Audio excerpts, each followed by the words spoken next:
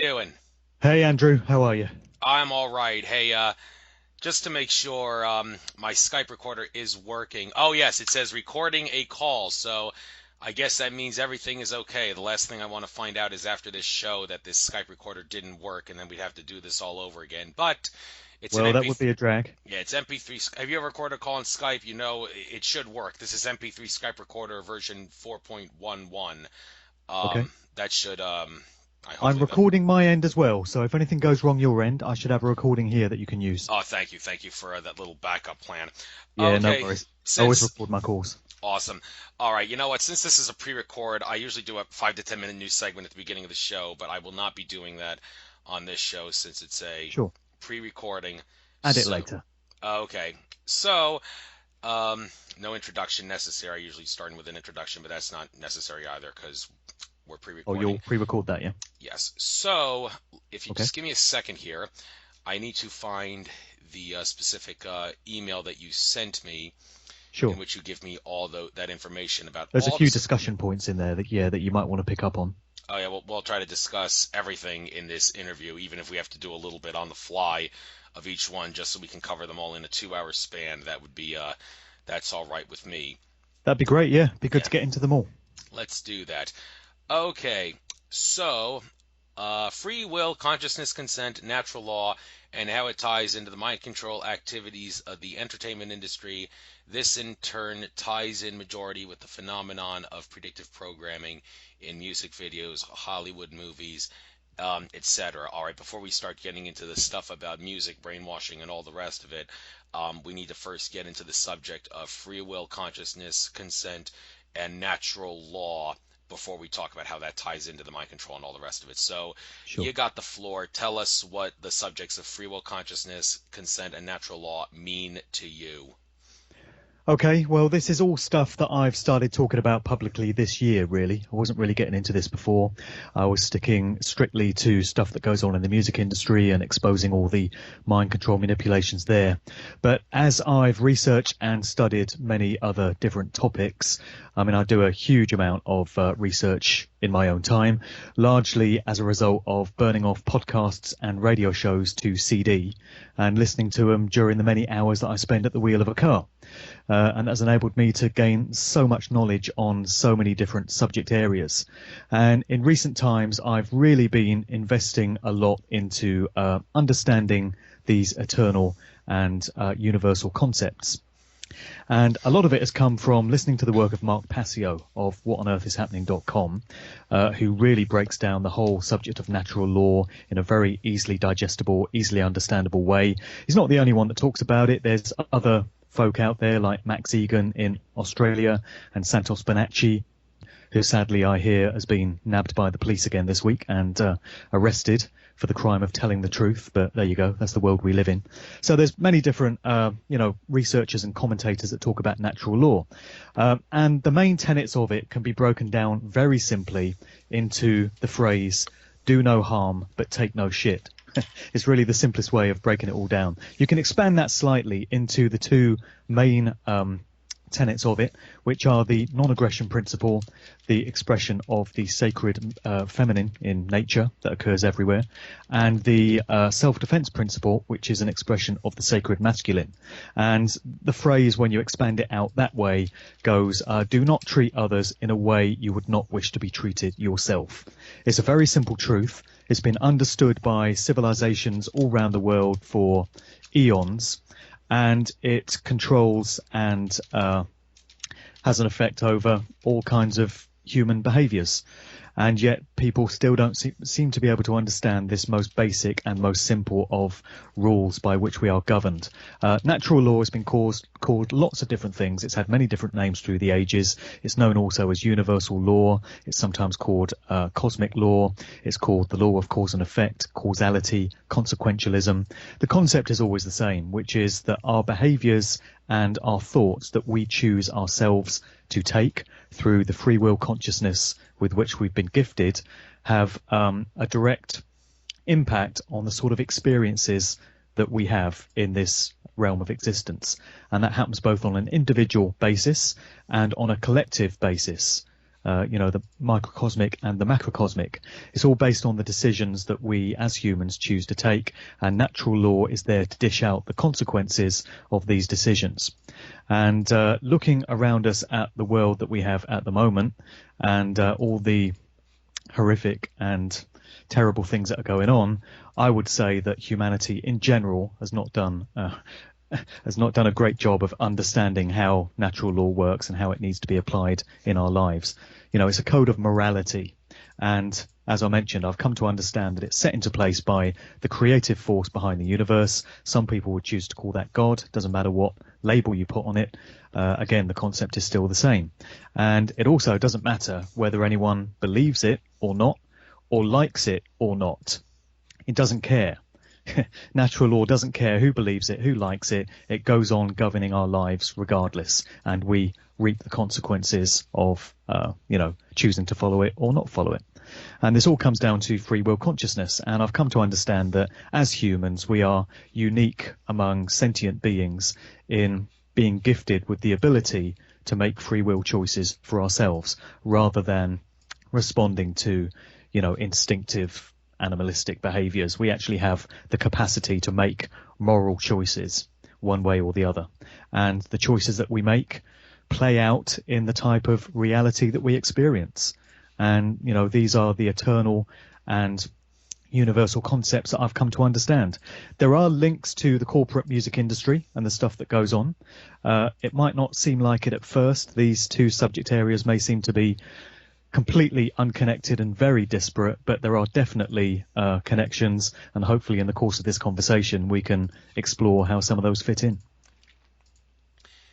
Thank you very much. Just so you know, my microphone's going to be muted every time you're talking, Sure. so people don't hear me breathing. Hey, yeah, you pointed out Xanos Bonacci was arrested for telling the truth. I don't mean to get off on a tangent here, but yeah, I didn't hear about this. I definitely want to look into it because I do admire the guy. Watch a lot Sure. of his videos. He last I heard, what he was doing was he was put in contempt of court simply because he was doing some sort of a vicious smear campaign against a judge who was charging people with marijuana crimes, and he was trying to point out that the government does not have authority to criminalize marijuana, so this judge is a fraud. Is that what he was arrested for? Because he was in contempt at the time, or was it something completely different? Well, I'm not entirely sure what it is he's been arrested for on this occasion. I've just seen some stuff on Facebook. There's just one statement that has been doing the rounds, and people have been sharing it from an associate of his, saying that the police took him into custody a couple of days ago in Melbourne, I think it was. So I don't know why he's been taken in, but it does seem that he's constantly getting harassed and victimized by the establishment for, as I said, the crime of telling the truth, spreading some light in this world and trying to help people. Because Santos is, an incredible guy, as many of your listeners will be aware, beautiful human being, very conscious, out to help humanity, and very knowledgeable about all the corruption and filth and depravity that goes on within the establishments of this world, and, not shy in exposing it. So it's not hard to see how he would become an enemy of those that, are perpetrating this. But I'm not entirely sure what the reason is they've cooked up for taking him into custody on this occasion. All right, I know the whole toll road thing, that was something else, but let's not talk about that Yeah, anymore. exactly. So Yeah. now back to the topic of music and such. This in turn ties in. This I'm reading off what that email you sent. This in turn ties in majority with the phenomenon of predictive programming, and I noticed that you capitalize the P's in both predictive and programming, Yes. in music, videos, Hollywood movies, etc. All right, you know what? Let's take this bit by bit. Predictive programming in music, and then after that we'll go into the predictive programming in videos and then Hollywood movies. So let's cover all three bit by bit here.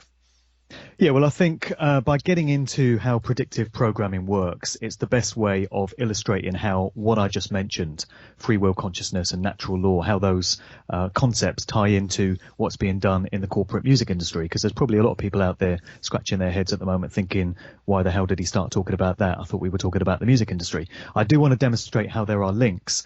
And I think by getting into predictive programming, it's the best way of showing how it all fits together. So I'm sure people are familiar with what predictive programming is, but just in case they're not, a very quick overview would be predictive programming is the act of placing into works of popular culture, that could be music, music recordings, it could be a music video, it could be a television program, a cartoon, a movie, a live stage show, depictions of real world events that are yet to occur.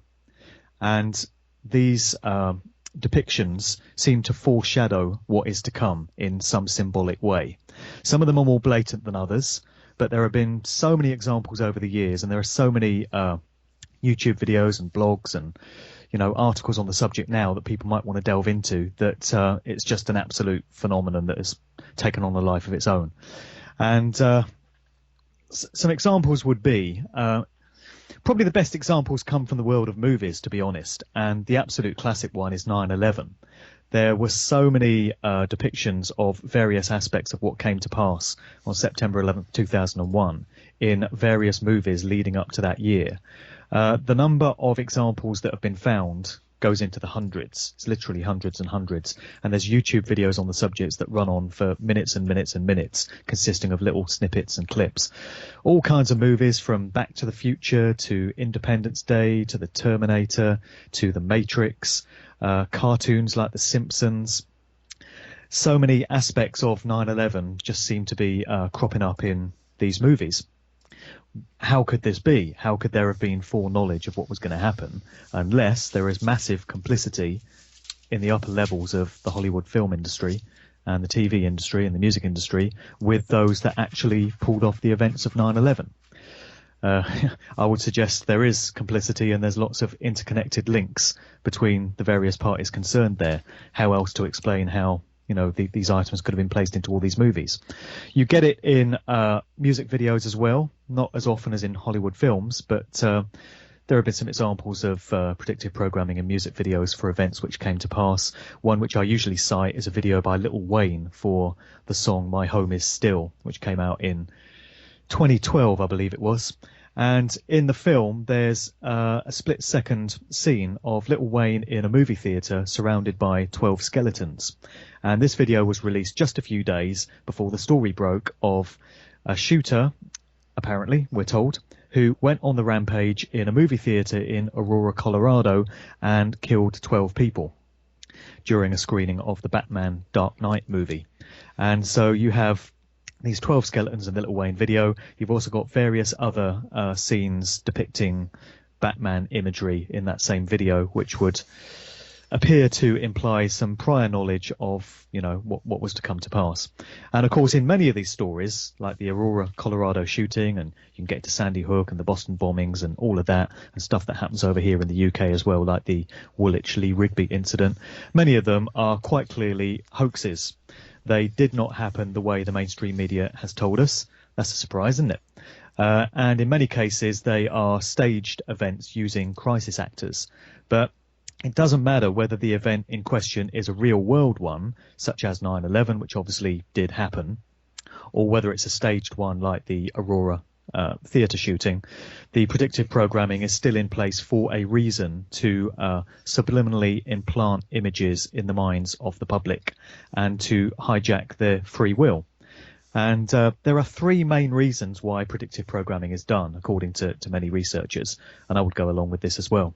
And many think that it's put into place to present, this depiction of something which is to come, so that when the event is announced in the mainstream media and when we're told how it all went down, there's already a kind of familiarity in place in the mind of the public with the detail that we're being told, because it's gone into their subliminal minds.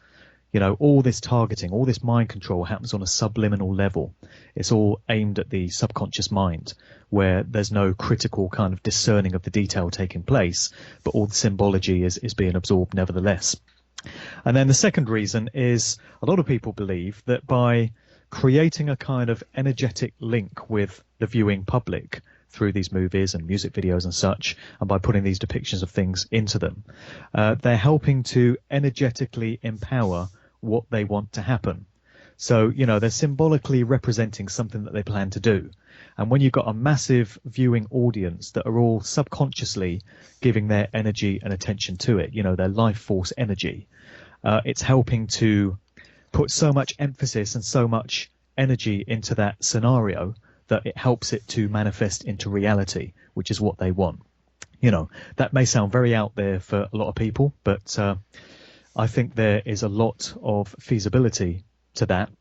And then the third reason that's often cited as to why predictive programming is done, and I think this is the main reason, even though the other two have a part to play as well, is that it is tapping into the free will consciousness of the viewing public, and it's gaining their tacit approval for what they wish to do. It's all about consent, implied consent. They're basically telling you, albeit in an encoded symbolic kind of form, what they plan to do. So when they put a depiction of the Twin Towers being brought down in a movie prior to 2001, they were basically letting everyone know what they plan to do. And when people don't get up in arms about it and object to it and voice any kind of objection to it, they take that as the public's implied consent and tacit approval to go right ahead and do it. And they believe in their sick, twisted mindset, because we are talking about demented psychopaths, that are doing this. They seem to believe that they can escape the karmic consequences that would ordinarily bear down on them under natural law by telling us what they're going to do. And when we don't object, we, through our free will consciousness, have offered our consent for it. And they're off the hook in terms of having to pay any kind of heavy price for it. That, I believe, is how they see it. Again, that is an explanation that for a lot of people is going to seem very far out, but it's one that many other researchers concur with. I've heard Mark Passio offer a similar viewpoint on this on many occasions, and that is what I believe is going on. And that is the main thing that I'm now presenting in my public talks, and it's going to be a main component in my upcoming book as well, Musical Truth. Thank you very much. One thing about music that I'd like to discuss for a moment here, the whole subject of if you play a song backwards, some songs, like probably the most best example of this is Led Zeppelin's Stairway to Heaven, where if you play some part backwards, it sounds like "Here's My Sweet Satan" and something to that effect. And the whole idea behind that, it's supposed to be a form of subliminal messaging, and even though we're not consciously aware of it, the subconscious mind picks that up, and and that affects us at a subconscious level, which in turn affects our everyday lives in certain ways. Have you researched that phenomenon in great detail? And if you have, tell us what you know about it and some other examples that are somewhat notorious, for lack of a better phrase, of this happening. Yeah, well, I have researched it quite heavily. There's going to be a big chapter on the book on this subject. It's known as backmasking in audio recordings. That's where you get these subliminal messages which only seem to make sense when played backwards, or the message is contained when the audio recording is backwards. The most famous one, as you said, is probably Stairway to Heaven by Led Zeppelin. The most incredible thing about that is if you go on Led Zeppelin's Wikipedia page, they actually go into the controversy that surrounded Stairway to Heaven and this alleged satanic message, which is supposed to go, "Here's to my sweet Satan," and other phrases to that effect. When you reverse the bit that goes, "If there's a bustle in your hedgerow, don't be alarmed now, it's just a sprinkling for the May Queen."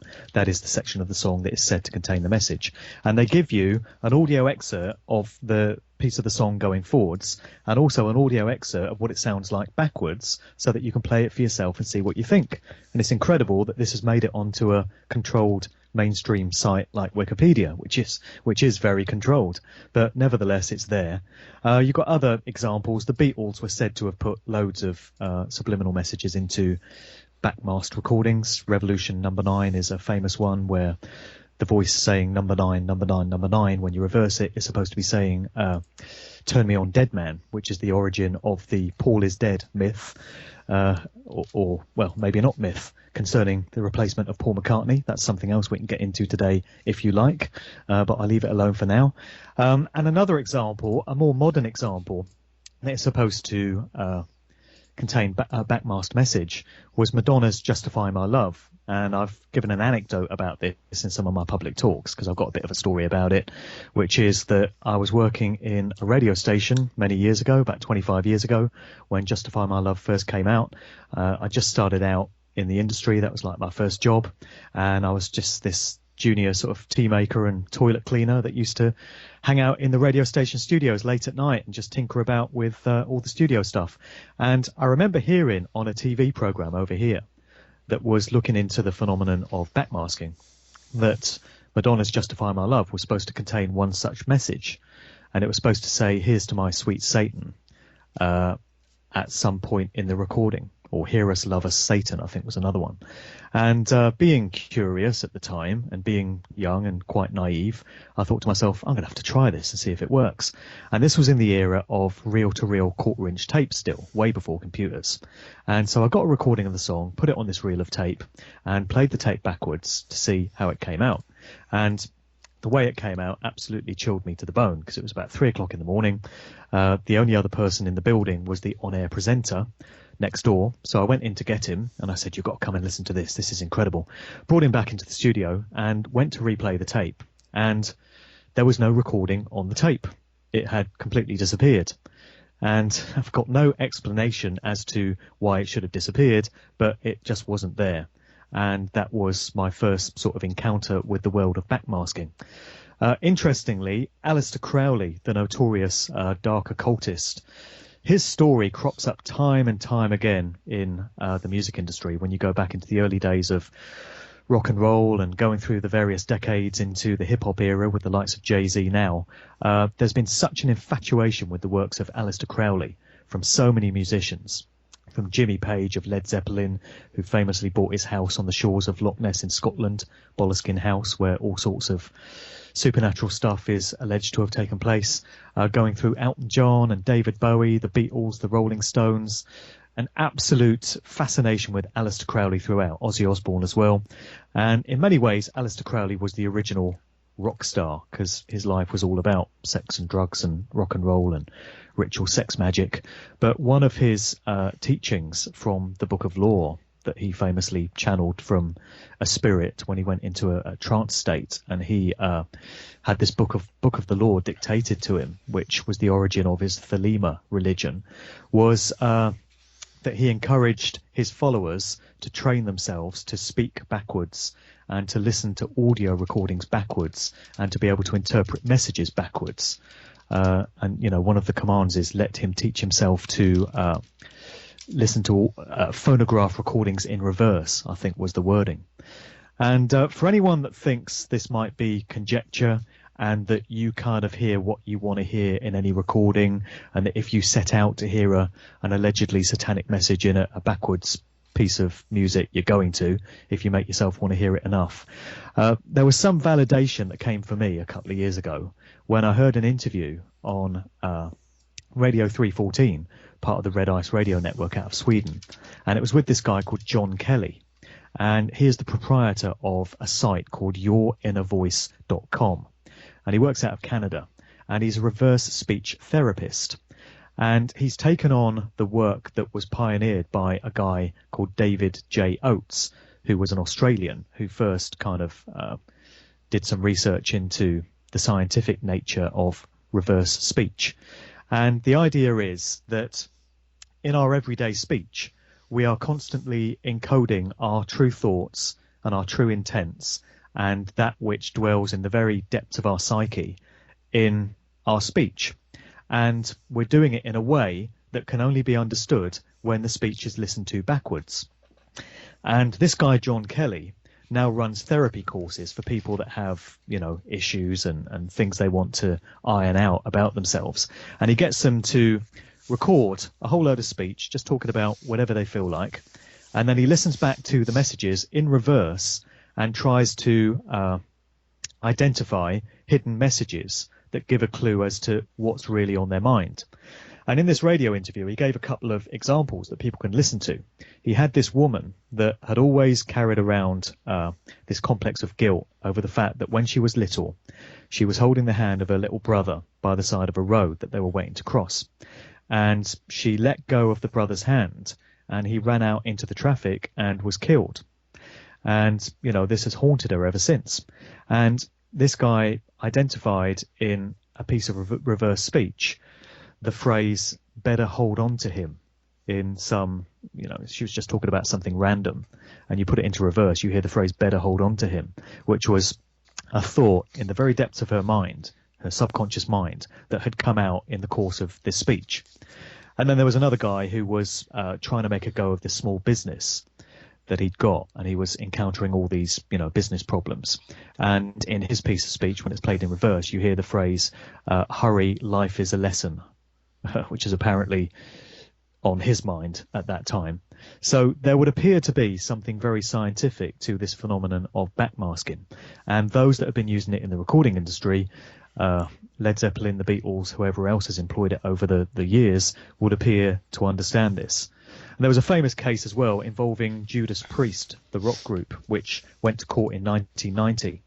And it was over a track on one of their albums from 1985, which was alleged to have been the cause of these two youths that went out and shot themselves. The case actually went to court, and the prosecutors argued that these two young guys, one was 18, one was 20, had been sitting around late night drinking, smoking weed, and listening to Judas Priest albums.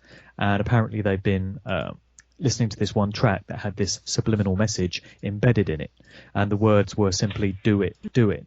And this had been interpreted by them as go out and commit suicide, shoot yourselves. And they did indeed go out and attempt to do that. And one of them died straight away, and the other one died later in hospital. But the prosecution tried to argue that it was this record that had actually caused them to do it. The case was thrown out in the end, and it wasn't found to have any merit to it, but that's no great surprise. The important thing about that case is that it brought the whole subject of backmasking and subliminal messages in music into the public consciousness. So it was a landmark case in that respect.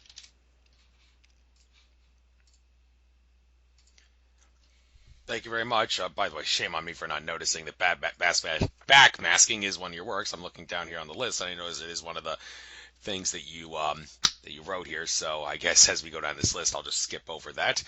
No But worries. one thing that's not, well, maybe this is somewhat tied into backmasking.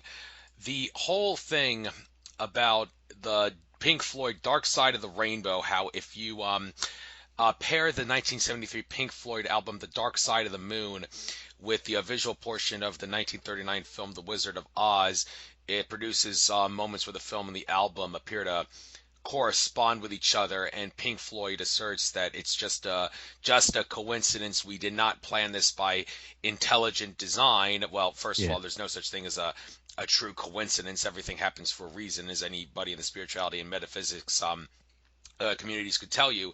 Absolutely. And that kind of leads you to believe that, well, who says Pink Floyd is not telling the truth? Maybe they are telling the truth. It's just that by virtue of the fact that we are living in a matrix, and by virtue of the fact that synchronicities are bound to happen every so often, it just so happens that they inadvertently made an album that corresponds with the Wizard of Oz scenes. So as someone who looks into the music industry and all the secrets of it and such, do you think Pink Floyd is telling the truth, and it's just by sheer synchronicity that they unintentionally caused that to happen, or are they lying when they say we did not know about this? Well, I think either case could be true. Synchronicities do happen.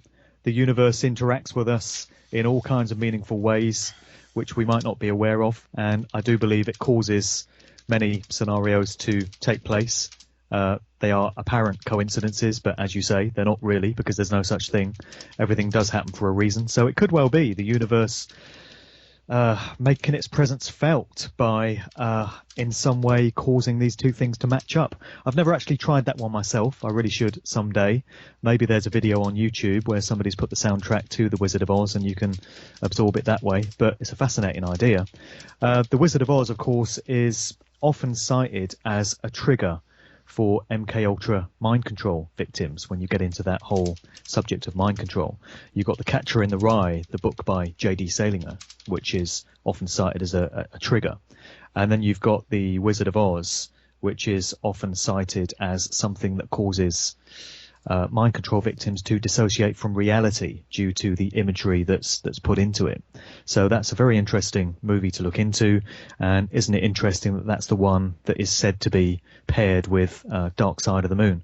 Pink Floyd are interesting in themselves, of course. So many different aspects and strange things concerning that group, particularly in the early days when they had their frontman Syd Barrett, who's little remembered. You know, most people think of Roger Waters and Dave Gilmour as the public face of the group, which of course they are.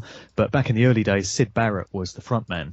And Syd Barrett, his father worked at Cambridge University in some government sort of military intelligence role, as do the fathers of so many rock musicians when you get into it.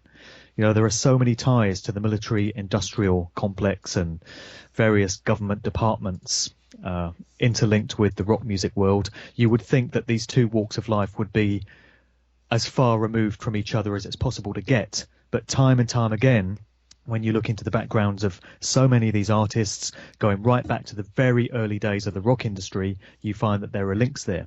And Syd Barrett's father was, you know, a part of the Cambridge University Research Institute. And many people think that Syd Barrett was, or could have been, a mind control victim himself. There's some very telling symbolism in some of the album sleeves where he's pictured with broken mirrors and teddy bears with mutilated limbs and stuff like that. And all of this is symbolism that hints at the presence of monarch programming and MK Ultra mind control.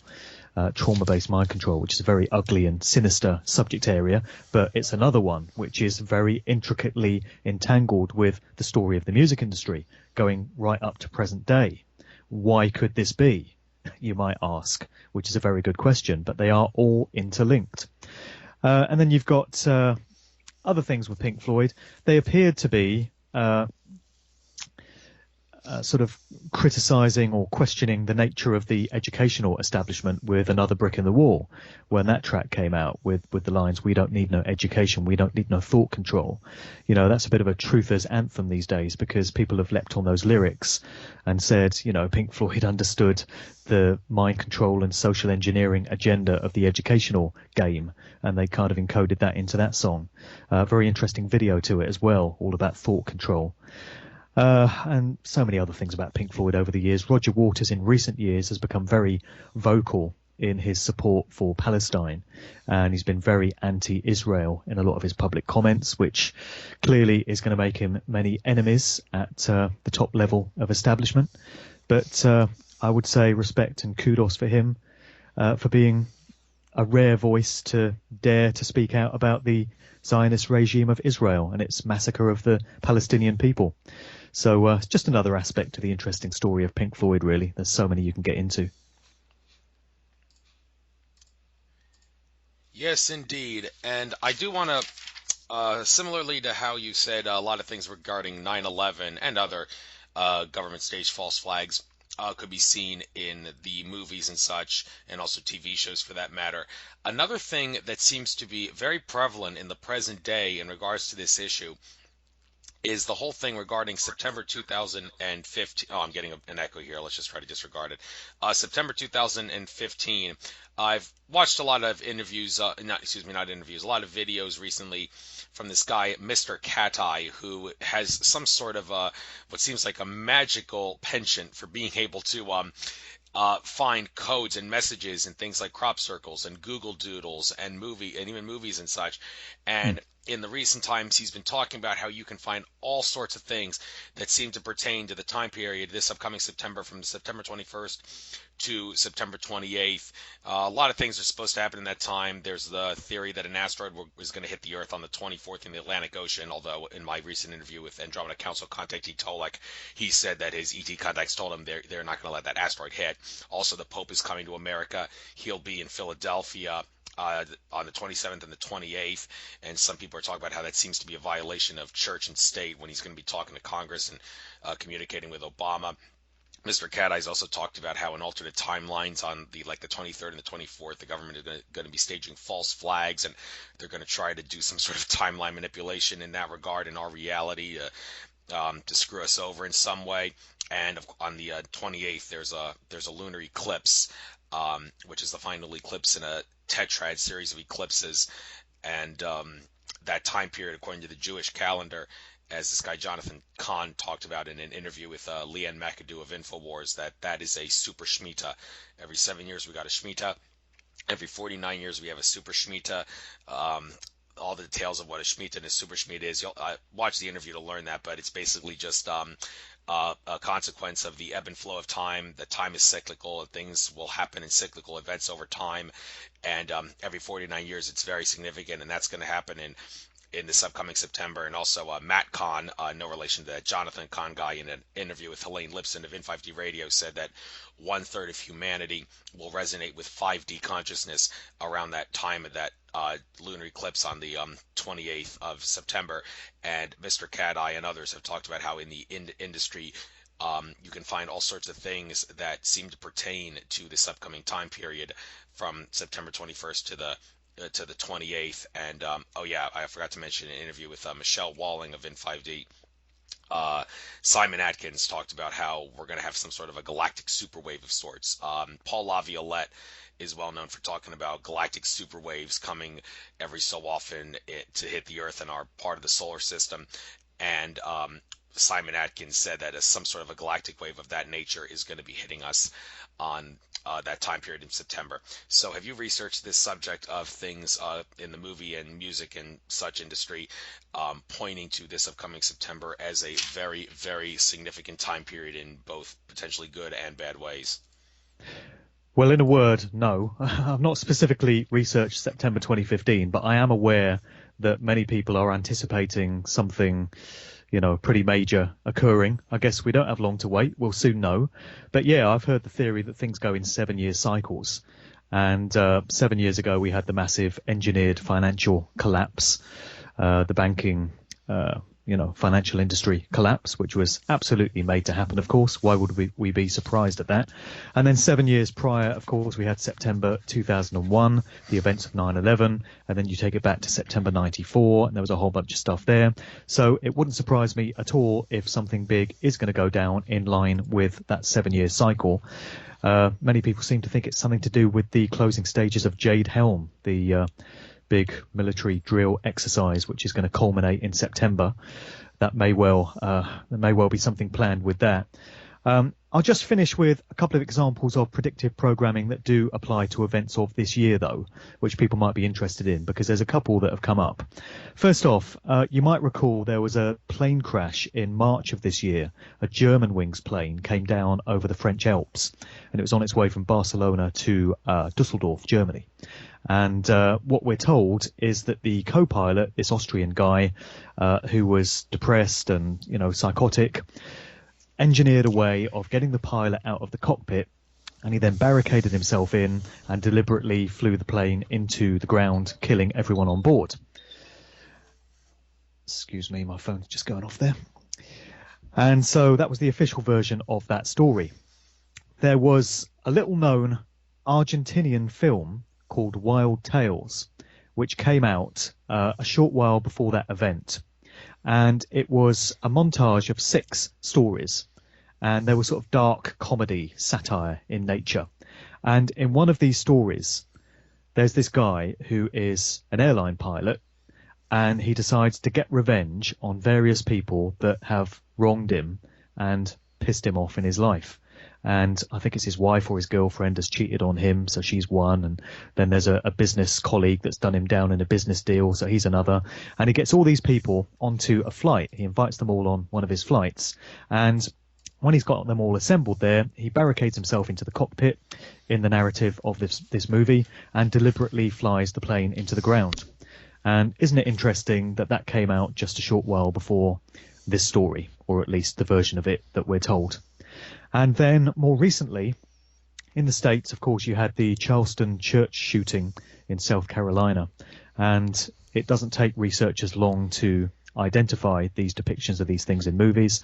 Somebody spotted very quickly that in the movie Kingsmen, the Secret Service, which is a blatant piece of propaganda for the British establishment, for the monarchy and the Secret Service and everything else, disgusting propaganda piece. But that movie was very popular this year, and it came out a short while before the Charleston church shooting.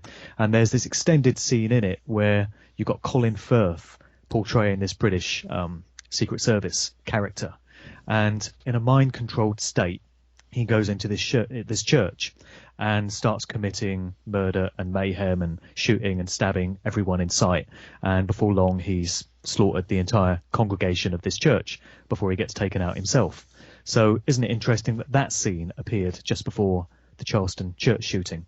I mention those just because they're a couple of fairly topical examples of this phenomenon, which goes on continually. Pretty much any major world event or staged event, whether it's a hoax or not, has some kind of depiction of it in a movie or a TV show or a music video leading up to that time. It's an ongoing agenda. So actually, I should add that whatever does come to pass in September, if anything does, it will be no surprise to find depictions of it in, these works of fiction. The problem is they only seem to come to light after the event itself has happened, because nobody knows what they're supposed to be looking for, of course. You can look at a scene and just not understand the symbolic relevance of it until this real world event goes off. But I'm just saying that if anything does happen in September, you can be sure that the public will have absorbed subliminally references to it in some movie or some TV show or other. Yeah, and one thing about that that kind of makes me upset is the way some people will react to it. I mean, movie makers like George Lucas and Steven Spielberg are not fools. They know the name of the tune. And their movies, well, maybe not them, but the people that worked on the movies definitely know how the nature of reality works in some degree. So they make the movies as truth under the guise of fiction. Yeah. And yet a lot of people who want to be lost in a trance and want to be sheeple, if you try to explain to them that this was a form of foreshadowing, a form of in-your-face disclosure of a future event, or try to say this is truth under the guise of fiction, you will often hear them say, well, it's just fiction, or, oh, come on, I'm Yes. just going to brush it off as a coincidence. Well, how many coincidences do you have to see before you finally figure out that there's something to it? So, to all those Exactly. people out there who are very upset over the fact that there's a lot of folks out there who accept all fiction as fiction, period, and will not believe that there's foreshadowing with things like 9/11 and whatnot in the movie and the music and the TV industry, do you have any suggestions for what could be some of the best ways to wake people up to the fact that this is real, aside from just naming numerous examples, and hope that at some point they will finally give themselves a slap in the face and wake up to it? Yeah. And, if it's all just a coincidence, then these several hundred visual references to 9/11 and the various things that came to pass on that date, if that's all a coincidence, then these people should be able to find just as many examples of any given random event in movies. If it's all coincidental, if it's law of averages, then, let's say you're walking down the street in your lunch break and you see a guy eating a cheese and pickle sandwich while sat on a wall. There should be enough examples in Hollywood movies of that happening then, if it's all just a coincidence. That's a really bad example, actually, but the point is, any scenario that you could come up with, you should be able to find several hundred references to it if it's all down to the law of averages and such. So that would be the challenge to people that just want to throw this all out as coincidence. Thank you very much. Moving on to the prevalence of MK Ultra mind control and its monarch programming derivative in the music business. You may have touched on this earlier, but I really want to go into this in much greater detail. It seems like MK Ultra, whenever people hear about that, they automatically jump to DARPA mind control. That's what MK Ultra is, but in reality, there's more to MK Ultra than just mind control, and also the whole thing regarding monarch programming derivative. I'm interested to know exactly what the word derivative means in this sense, but I guess I'll give you the floor to discuss what it is about MK Ultra mind control specifically, and also specifically the monarch programming derivative in music and maybe the non-music industry as well. Yeah, MK Ultra is this project which came out of Nazi Germany at the tail end of the Second World War, when many prominent Nazi scientists and other leading figures were covertly smuggled out of Germany and brought into the US and also Central and Southern America and other places by the US government and by the OSS, Office of Strategic Services, the forerunner to the CIA, and they were put to work on various programs in the United States to continue much of the work that had been going on in Nazi Germany during the war. And whether these scientists were working under coercion and duress, or whether they were working on a more friendly, cooperative basis is largely unknown. But either way, they were put to work on these various programs. One of them came to be known as MK Ultra. The MK stands for mind control, as in the German, with the K for control, as an homage to where it came from.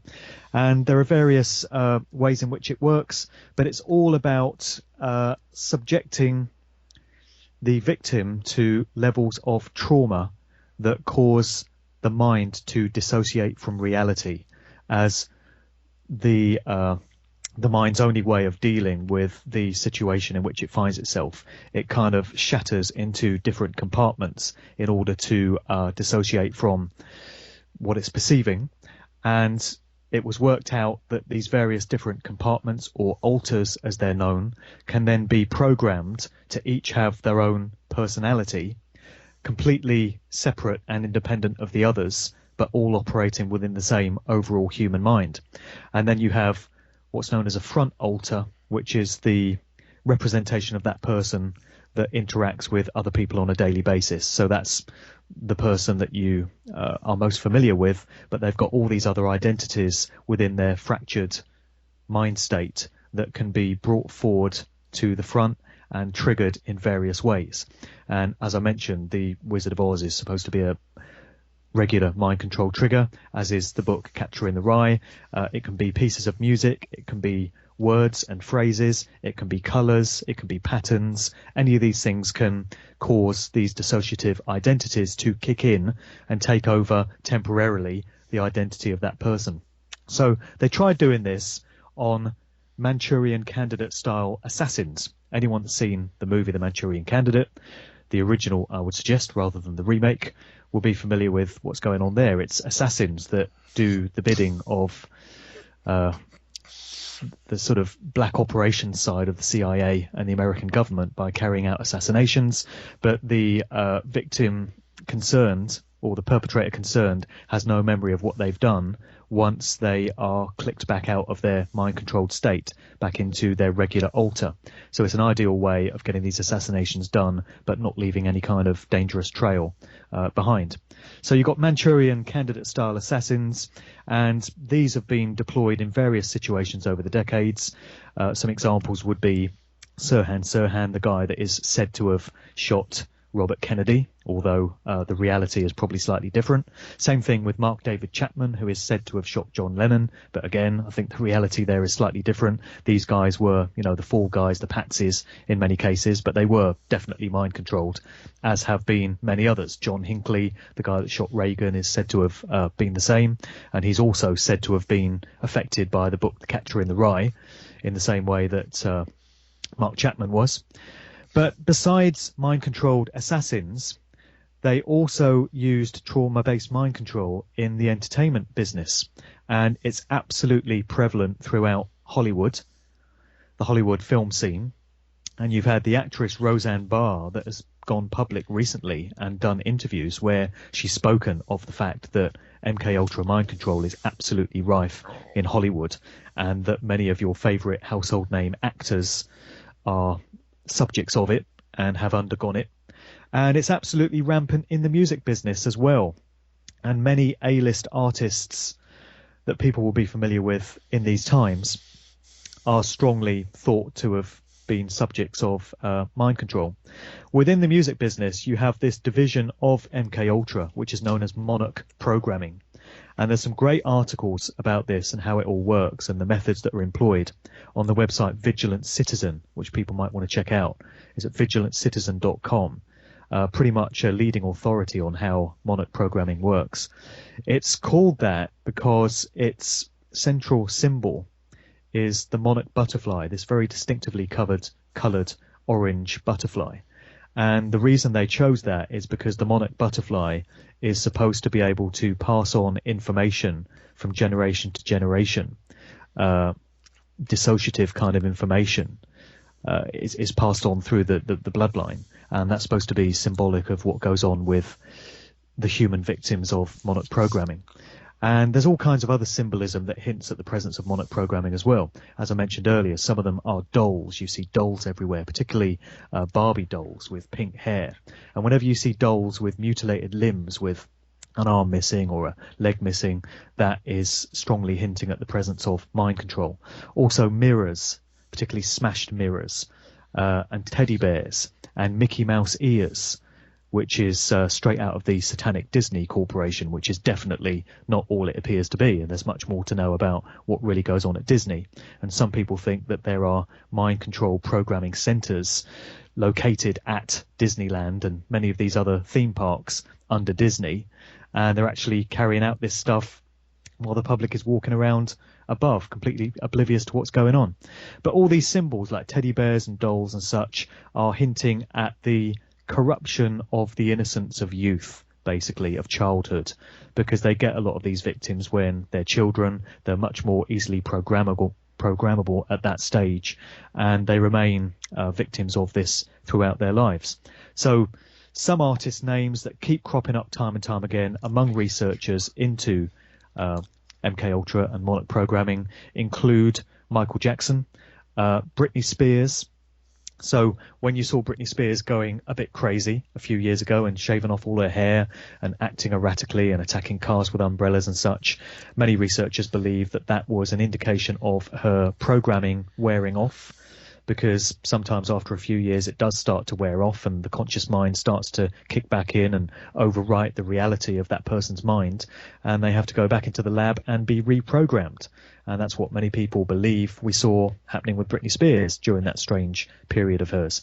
And then Justin Bieber is a name that crops up time and time again, as is Miley Cyrus. Nicki Minaj actually has an alter ego that she refers to as Barbie. Her nickname is Barbie, and her female fans are called Barbs, and she's constantly being depicted as a Barbie doll with pink hair. And she used to have an alter ego called Roman Zelensky as well, which is based around the film director Roman Polanski, one of her alter egos. We can get into what that might be all about symbolically later as well, if you like. But Nicki Minaj, another name that crops up time and time again, and there are many, many others as well. And it's all to do with this monarch programming division of MK Ultra. The industry, those that control the industry, seem to like many of their A-list artists and actors where they can keep an eye on them. They seem to like them to stay on script. They seem to like them to deploy all the symbolism and the imagery that they choose for them. And it's far easier to have a mind-controlled slave doing all that than it is to have someone who is in full artistic control of themselves and is able to make decisions for themselves. And so that's why they have so many mind-controlled puppets in the industry. Yeah, let's talk for just a moment about the specific ways that you would put someone under mind control. First of all, we all know that if you traumatize someone at a young age, like before they're 5 years old, you can implant subliminal honeycombs in their mind, where like maybe 30 years down the road, like if you tell them when they're like 4 years old after traumatizing them, you will have a gun in your hand. If you hear the phrase shoot up a school with your gun or something, you will shoot up a school with your gun, and then we can use that to justify disarming the population, among other things. And then 30 years down the road, they can do that. There's also where you can put the bag over someone's head and beat the living hell out of them after you put the bag over their head, and you can put them under mind control like that. There's also like technology, like the HARP system, which is best known for creating weather synthetically, like earthquakes and hurricanes and such. That it's also been said, among other sources, the conspiracy theory with Jesse Ventura pilot episode, which is about HARP, that they send out frequencies that can put you under mind control at will. Well, put you under mind control when you're not aware of it. They can do that with the HARP technology and such. What are some other ways that you can think of that they would put celebrities and such under mind control? They get them from an early age, as I said, And Fritz Springmeier is a researcher that's done a lot of work into exposing how this all works. His classic book is The Illuminati Formula on How to Create a Total Undetectable Mind Controlled Slave. As I recall, bit of a mouthful, but that's his defining work on this, and he's pretty much the go-to source in terms of what gets done. But the key to so much of it is the fact that it's generational, and it's different bloodlines that actually traumatize their own kids. And you hear this about, the Illuminati, so-called, the dark controllers of pretty much every aspect of human life, the elites, the globalists, whatever you want to call them. It's all generational bloodlines there. It's all about keeping their bloodlines pure as they see it. And it's all about, passing on these duties and these responsibilities down through the generations. And so they traumatize their own kids to kind of keep them on track and keep them with the program. And a question that people often have when you start talking about mind control artists, when they're a bit skeptical of it, is, how do they get hold of these kids? What parents would allow this to happen? Where are the parents? Well, in many cases, the parents are involved in the abuse themselves, particularly the fathers. It's on public record that Joe Jackson, Michael Jackson's dad, was highly abusive towards him and his siblings, and he was seen to be this overbearing father that was very disciplinarian. And most people accept that that was the case, but I think there's probably a bit more to it than that, in that he was actually traumatizing them to the point that they were dissociating. And it wouldn't surprise me if many of Michael's siblings were also, victim to this, and not just him. And then you've got a guy called Jay Parker, who's a survivor of satanic ritual abuse. And he does a radio show, and he's done many public talks, and he's a very prominent speaker on the subject of mind control and satanic ritual abuse. And he tells of how his own father used to traumatize and abuse him. And he used to do things like bury him in a coffin, in a mock burial, just lower him into the ground and say to him, "You're nothing, your God has abandoned you, your life means nothing," and then simulate a burial of him.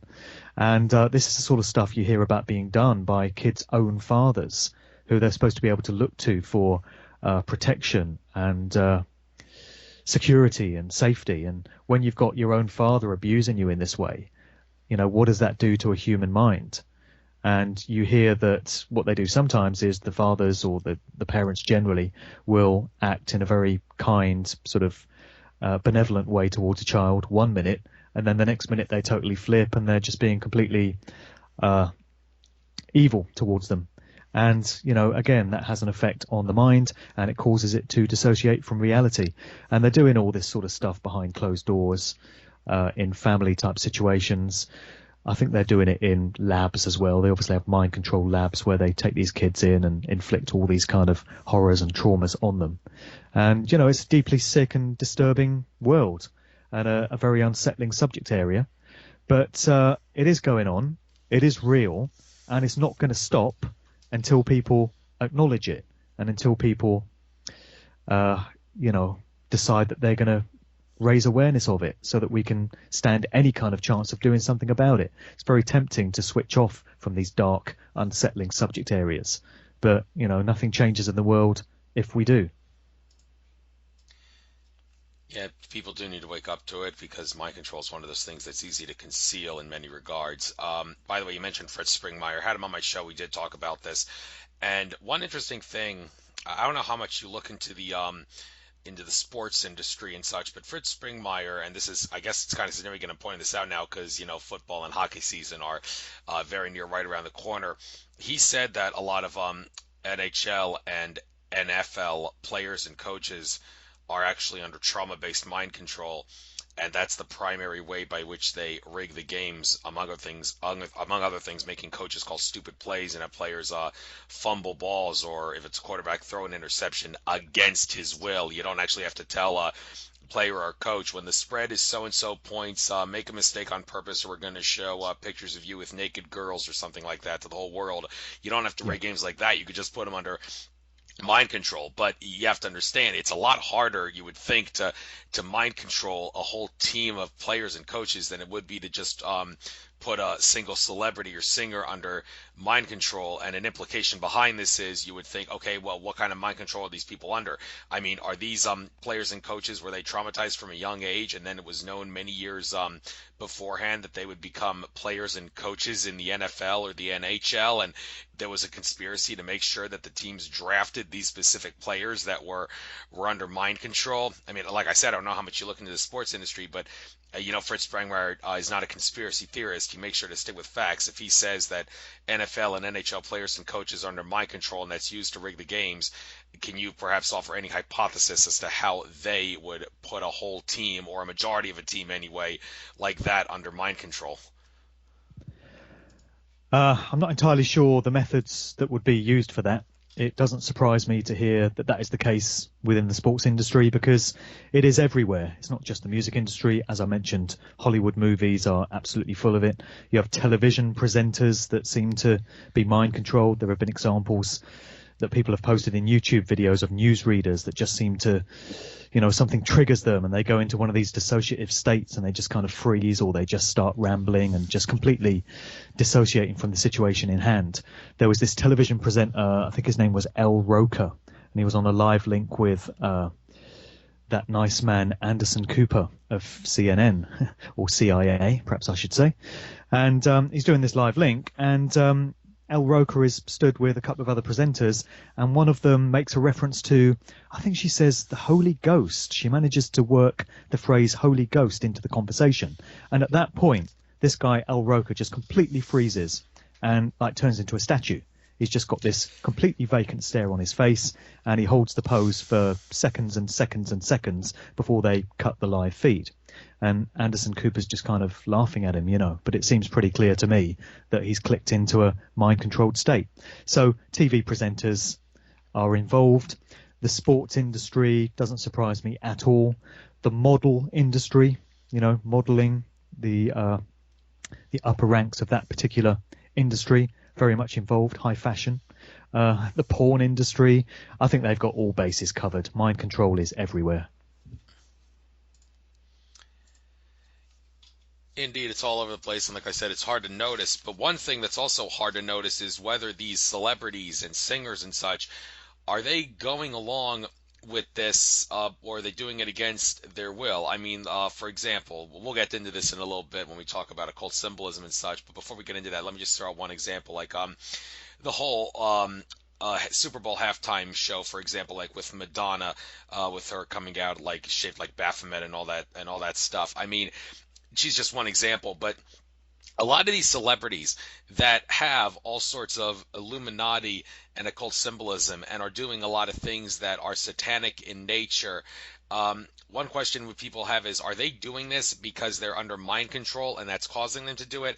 Or are they just going along to get along with everybody else who's in on the conspiracy, and they know that they're part of the conspiracy, but they just decide, I'm just going to go along to get along with it, because if I don't, then they're going to make my life a living hell in so many ways for not going along to get along? Or is that maybe a combination of being under mind control and going along to get along, and that's why they do all this satanic stuff and have all these satanic symbols in their shows and such? So, well, I guess we can kill two birds with one stone here. The next thing on your list was occult symbolism in music videos, stage shows, etc. So talk about that. I'll give you the floor, and please answer the question many people have: are these celebrities and singers going along to get along, or are they doing it against their will because they are under mind control?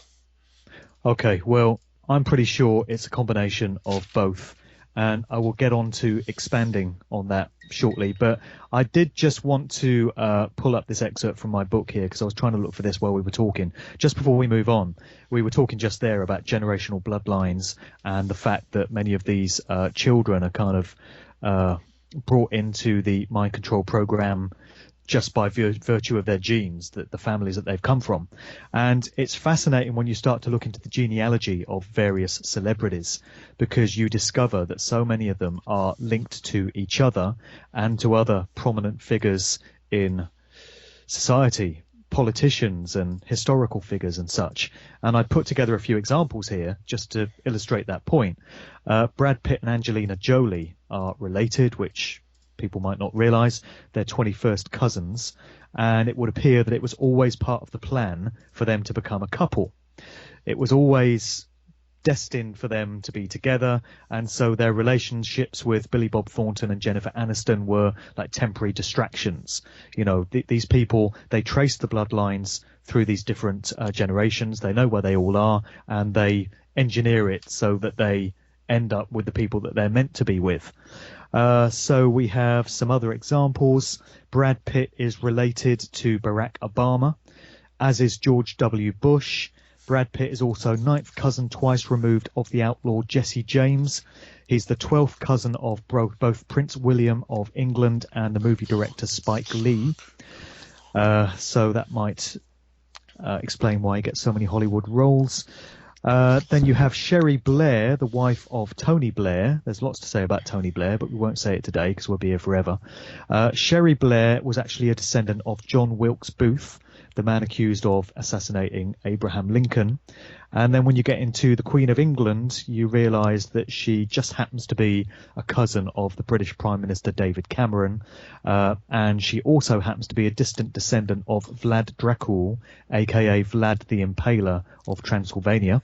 And also Cameron, David Cameron, just happens to be a cousin of Boris Johnson, the London mayor. And it turns out that David Cameron is also distantly related to Kim Kardashian. So now you know why she's famous for being famous and why she's in all these gossip magazines and all over the bloody TV. So isn't it interesting that all those people just happen to be related genealogically, and they all happen to be in the public eye, not by accident, I would suggest.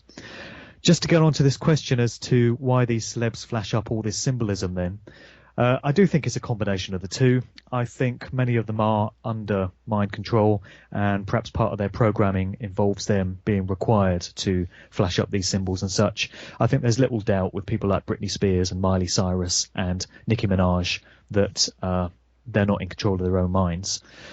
There was a very interesting TV show, which I also just want to mention. It's a bit of an aside, but television program that happened here in the UK a few years ago with a guy called Derren Brown.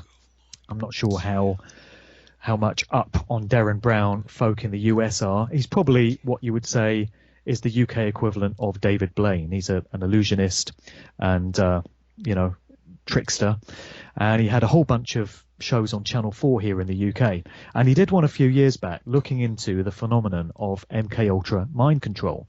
And it's incredible that this went out on mainstream TV, because the show very much reinforced the fact that MK Ultra was real.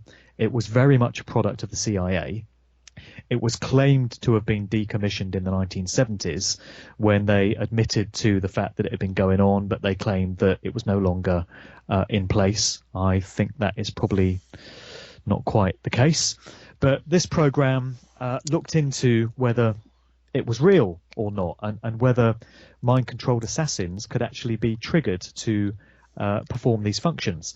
And Derren Brown took this volunteer and put her into this mind-controlled state and got her to, as she understood it, get a gun and go into a theatre and assassinate the British comedian Stephen Fry that was performing up there on stage.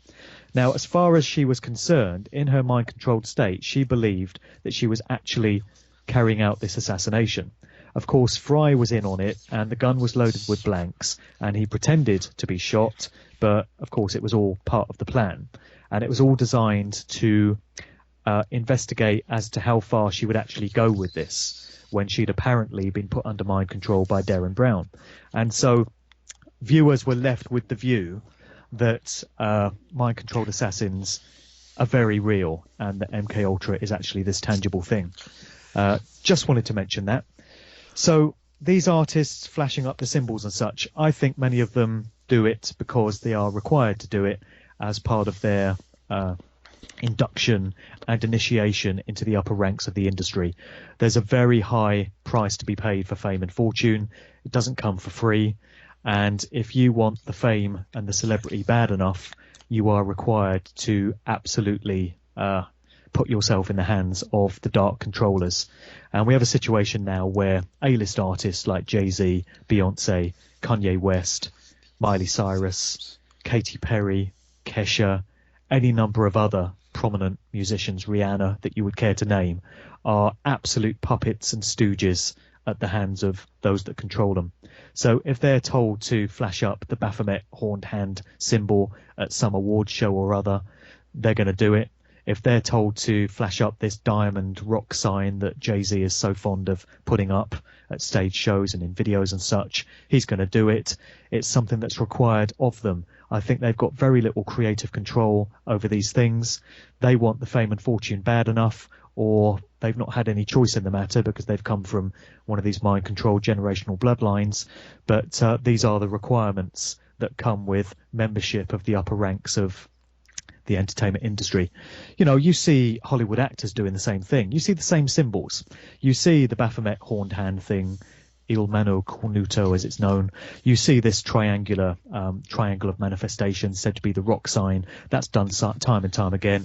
How many times have you seen artists covering one eye, or putting a circle round one eye, or dipping the brim of a hat over one eye to invoke this all-seeing eye, Illuminati symbolism, you know, symbolic of the third eye, the pineal gland, and the same eye imagery that you see in the capstone of the pyramid on the back of the dollar bill. You know, these are all Illuminati calling cards. They're all symbols of those that control these industries. It's a way for them to get these symbols into the public's mind on a subliminal basis. Once again, it's a way for them to communicate to others that speak the language of symbolism that these people are their pets and their puppets and their stooges and they're absolutely owned.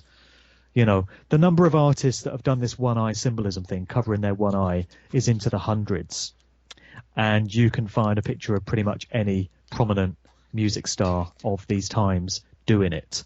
That is not by coincidence. That is either by coercion or as a requirement of membership of this VIP club to which they're all elevated.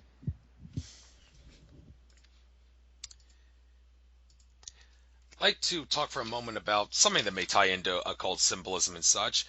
The whole idea that, well, first of all, one example of subliminal advertising and how it works is back in the day when movies had intermissions, the Coca-Cola company would flash something right before the intermission on the screen that you couldn't consciously see, but subconsciously you could, Yeah. about the Coca-Cola logo, and then at extremely fascinating rates that were never before seen, people would, during intermission, would buy Coca-Cola and Coca-Cola products at the movie stands, the snack stands and such. And right there is in your face evidence that subliminal advertising does work. And if you don't believe that it works after that, then I got some really nice seafront property off the coast of Mongolia that I'll sell you for 50 cents a day. So I've got some obviously, in Birmingham as well. yeah, it obviously does work. And one question I have about this, let's say hypothetically you tell someone who's not aware of this, shortly before the intermission, the Coca-Cola company is going to flash a subliminal ad. You probably will not be able to see it, but just be aware that it is there. That's just one example I'm giving, but if you were to actually tell someone that there is a subliminal message of some sort that you cannot consciously see or hear, it is there and it's designed to brainwash you, would simply telling someone that prevent the subliminal message from affecting them at a subconscious level, or does it depend on the circumstances? Well, you absolutely can break the programming, and by bringing it out of the threshold of the subconscious mind into the conscious mind and letting people become aware of the methods that are being used against them, that is the way to break the magician's spell, so to speak. You know, something I always say is if you have a stage illusionist like David Blaine or Darren Brown, and they're doing some trick, Siegfried and Roy, maybe, they're doing some seemingly impossible trick, you know, making a tiger manifest out of nowhere or something, it can seem completely impossible. It can seem like magic. You have no idea how it's being done. But all you need is for them to break down how they've done the trick. And Darren Brown does a lot of this. He often reveals his methods. He will tell you how he's done things. And the minute they break it down and they show you that it was all sleight of hand, it was all illusory, you can understand how that illusion was achieved. And when you see it again, you see that trick on stage at any other point, and you're no longer going to be fooled by it because you now know how it was done. So with these subliminal messages in music videos and such, all it takes is an explanation of how it works. Same thing with these Coca-Cola commercials, and it's not going to have that same mind controlling effect on you again. In so many cases, the images that are flashed into the subconscious mind are done in a split second. So the conscious mind has no hope of absorbing it. The subconscious mind absorbs millions of pieces of information a second, and then there's a filtering process that takes place in terms of which parts of it are retained for processing in the conscious mind. And the amount of information that gets retained in the conscious mind is minute compared to what's actually been absorbed, and the rest of it just kind of sits in a kind of depository in the subconscious mind. And so they do it all in split-second frames. One of the main music videos that's absolutely laden with imagery was Rihanna's Umbrella video, where she's got Baphomet imagery, she's got this Rain Man sort of demonic entity going on, she's sitting inside pyramids, and all those images are in a fraction of a second. You can look at websites that have freeze frames of these various images, and that's the only way you can study the detail properly and see what's been done to you, because you watch it in the video and it's been and gone in a flash. There's a video recently that came out for the new song by Justin Bieber, and there was a great article on Vigilant Citizen where he's broken down some of the imagery that went into that. It's all upside down crosses and inverted pentagrams and all kinds of demented ramblings in graffiti and stuff. But the only way he was able to get the images was to randomly freeze frame the video at different points and just grab whatever image was on screen at the time, because it all happened so quickly. It's all being flashed into the subliminal mind so quickly that you've got no hope of absorbing it in any other way. But once you've seen these images and they've been broken down and explained to you, the magic effect that they had on you is lost, and you are now in control of the situation, and you're not going to be mind controlled like you were before, and like the rest of the public that have not had it broken down and explained to them still are.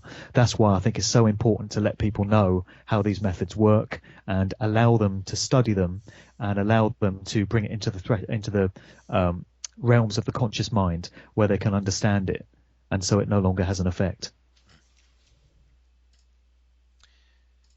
Yes, and speaking of bringing things into people's conscious awareness, I don't know how much you've researched this. It's not on your list here, but the whole NSA surveillance system, how it's designed to screw around with our minds. Everybody knows that people will behave differently when they're being watched.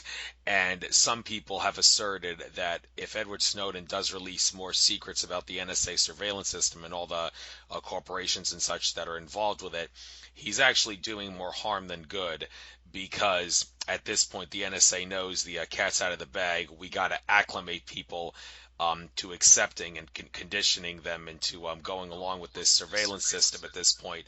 So whenever Snowden releases something, he's kind of, some would say, helping the NSA and the corporations that are involved in it, helping them out all the more, because he's helping acclimate the general public into accepting a surveillance system that has absolutely nothing to do with keeping us safe and has everything to do with tyrannizing, blackmailing, and suppressing our consciousness in general, because like Yeah, I said, totally. people will behave differently when they're being watched. And I have not done a whole lot of research specifically into the extent to which people in the general public of America and all the nations of the world at large have changed their behavior patterns because they now know that NSA, GCHQ, and all the other NSAs of the world of the other nations are spying on them. But maybe you have, and for that matter, can you offer any information on how a global panopticon surveillance system would cause people to behave differently if they knew that they were being spied on? I think we've got a different situation here in the UK to you guys in the States, in that it's well known that we are the most surveilled nation on earth. There's some ridiculous statistic. It's something like, if you live in London and you're going about your daily business on the tube trains and buses, and you're walking down busy streets and you're walking through shopping malls and such, you're going to be caught on camera something like 1,000 times over the course of a 12-hour day, something like that. There's that many cameras in public now, just capturing images of people and spying on them, that's the reality that people are living in. And I think to a very large extent, the British general public is just used to that, and they kind of accept it. And I don't think they necessarily behave any differently knowing that to be the case than they would otherwise. You know, we've got a very apathetic, passive nation here. You would probably say the same about the general population of the US, but I can certainly comment on the situation we've got in the UK, where people just seem to accept any kind of tyranny and any kind of slavery, and they don't seem to object at all. Obviously, there's a small number of people that are clued up and switched on, and they know what's going on, and they're not happy about it. But generally speaking, in the collective, most people just go along with whatever they get. That's why we've got child rapists and sexual deviants in Parliament at all levels of the establishment. You know, it's well known that that is the case here in the UK, because it's even hitting the mainstream headlines. And yet people still seem to be content to just cooperate with the system and carry on voting. And, you know, I really don't know what it's going to take for people to get upset about things and to try and take back some power for themselves, but evidently a whole lot more than, you know, they've currently got. But yeah, we've got a nation where people are used to being watched and surveilled. And I think a lot of that was conditioned into normality by the TV show that we've got called Big Brother. I'm not sure if you've got a version of it in the States, but it first came out in 2000, so it seems to be very much a product of this millennium. And it's a bunch of people that all have to live in a house together for several weeks, and they're watched by cameras 24/7, and it's televised, and the general British public just sits there and dribbles and gawps at this garbage night after night. And it's just a bunch of people who you don't know talking about nothing in particular, while cameras follow them through every room of the house. And I think the idea behind that was to get people used to being watched, the whole idea of being watched, and to make it fun and to make it something that you would actually volunteer for. Because the minute they advertise for new contestants on Big Brother, thousands and thousands, hundreds of thousands of people put themselves forward, desperate to go on TV and to have their every move watched and scrutinised by the rest of the public. Seems a very strange thing for people to want to do, but that was all part of the conditioning for the type of society that they knew they wanted to bring in those intervening years. So I think that's very much a big part of it. I don't think people really do behave differently knowing they're being watched. And when the Edward Snowden revelations came out, I mean, who was really surprised at that?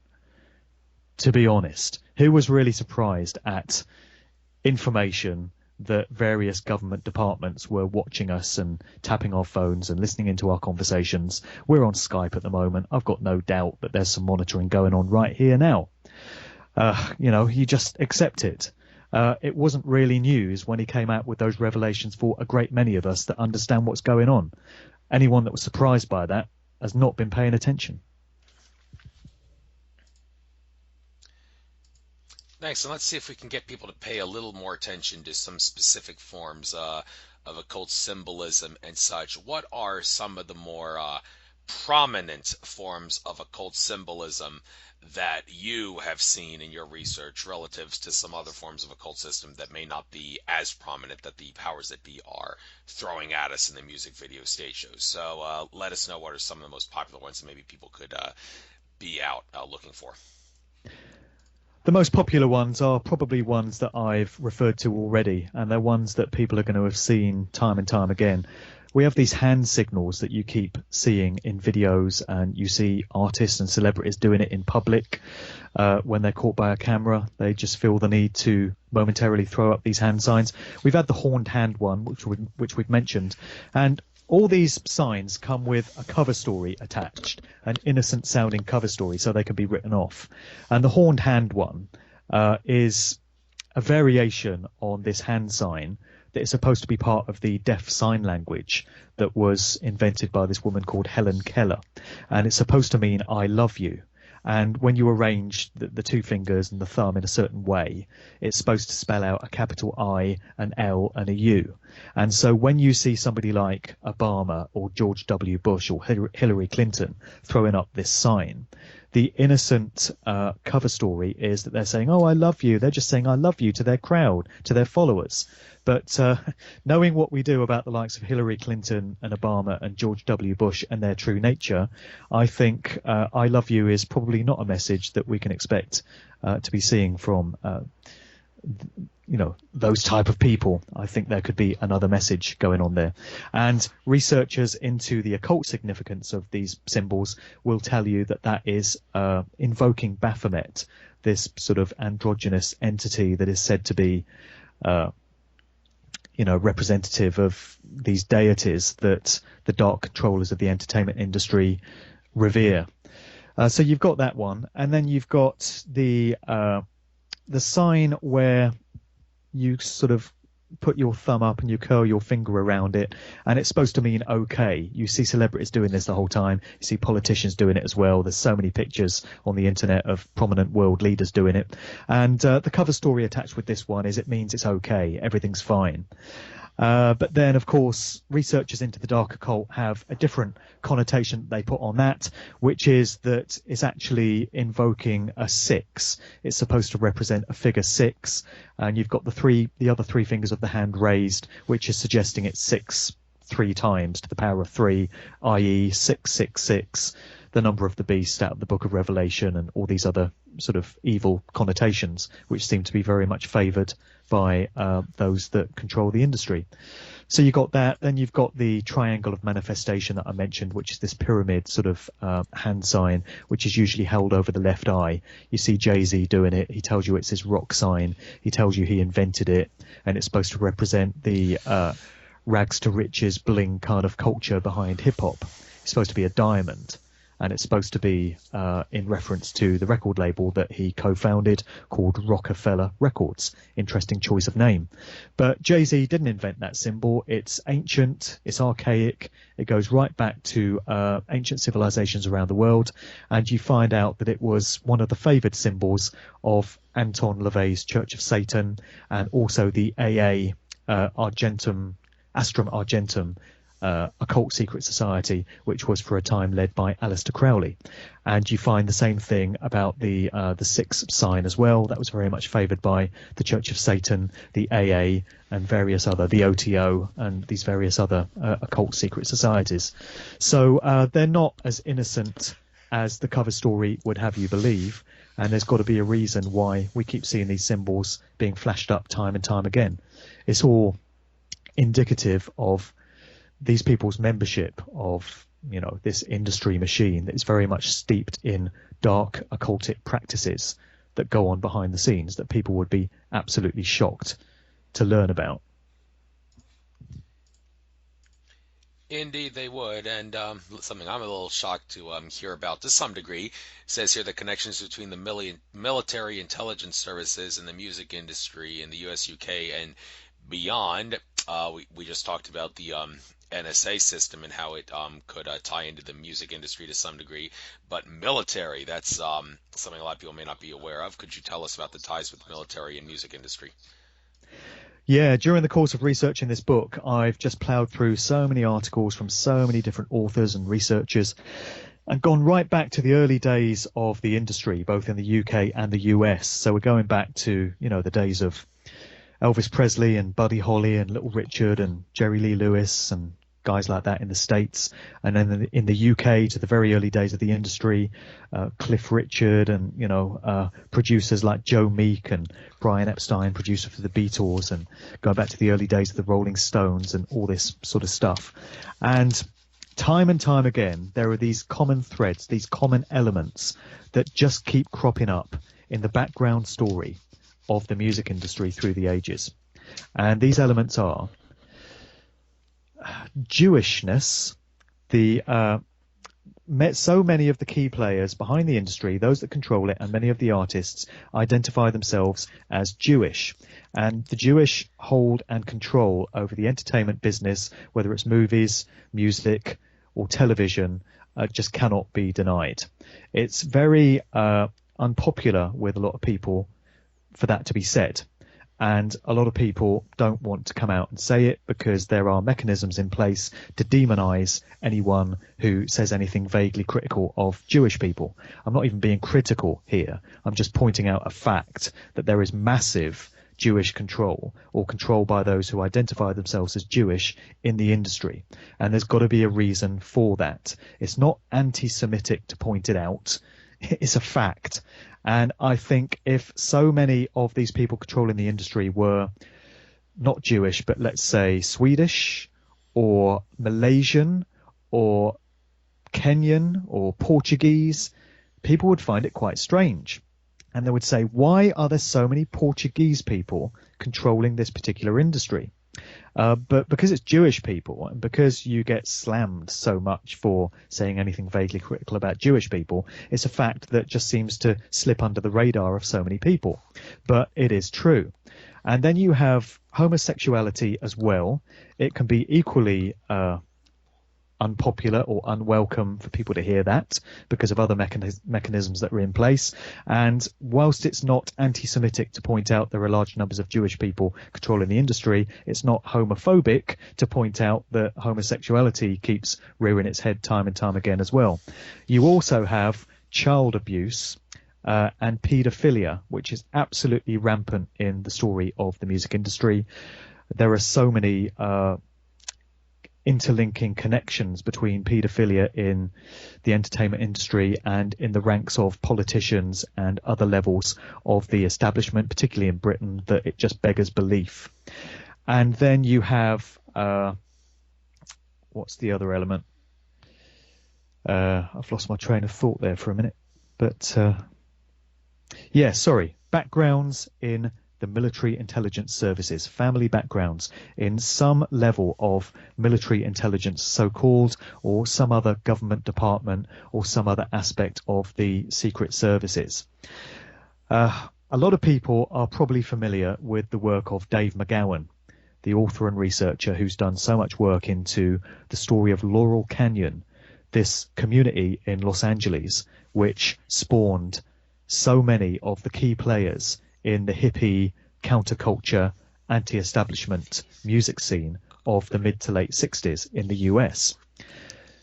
It's kind of gone down in legend that the birthplace of the hippie movement was San Francisco and the Haight-Ashbury district of San Francisco. But McGowan has pointed out that the vast majority of the key players in that scene actually emerged out of this district in Laurel Canyon in Los Angeles. And there appears to be no tangible reason when you first look at it as to why so many of these key players should have come up out of that area. It had no musical heritage or history prior to about 1965. There were no recording studios there. There were no live music venues. There were no facilities for musicians. And yet they came from miles around and all congregated around that particular area.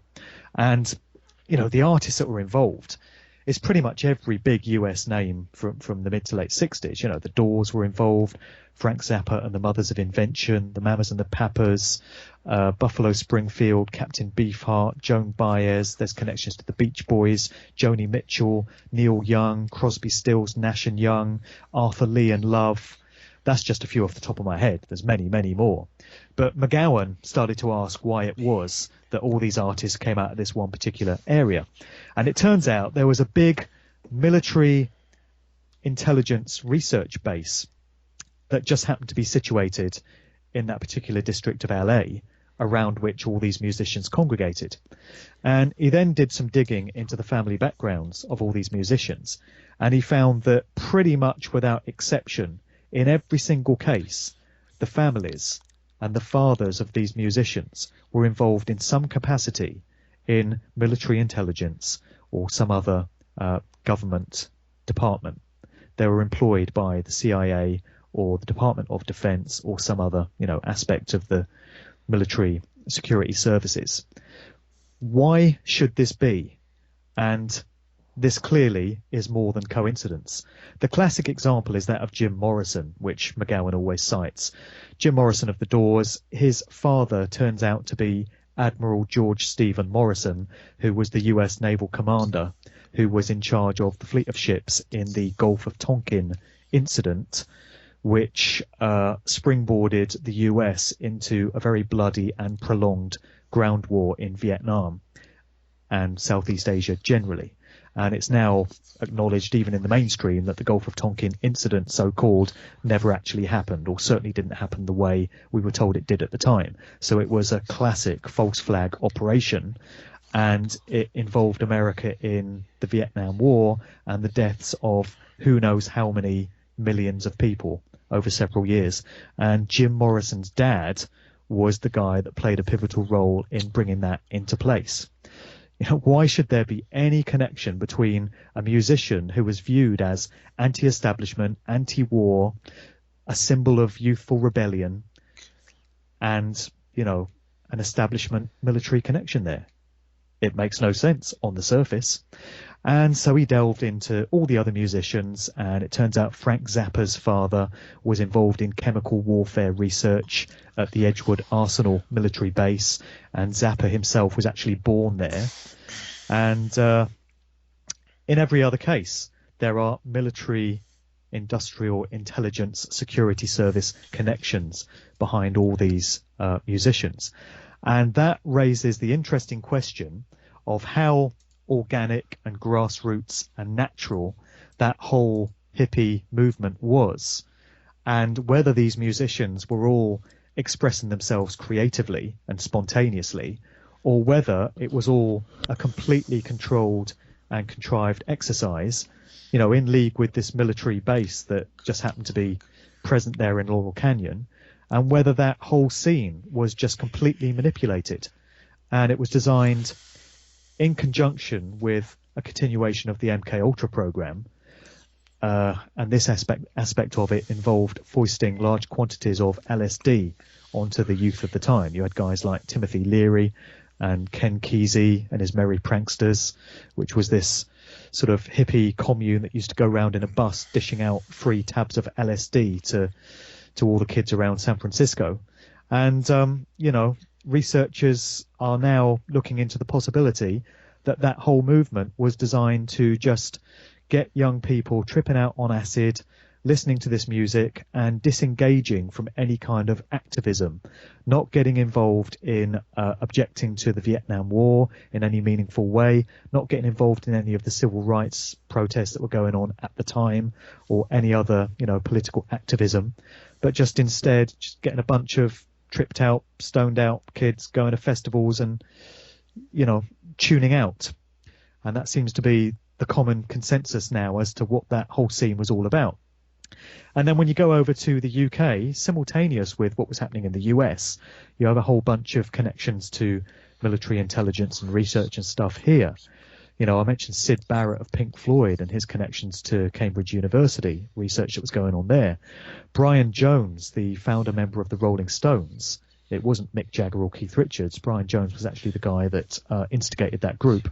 And you do some digging into his past and you find out that his father was also employed by the military intelligence services here in the UK, and he was involved in the founding of GCHQ in Cheltenham, which is the government spying and surveillance department, very similar to the US's NSA. And that's Brian Jones's dad.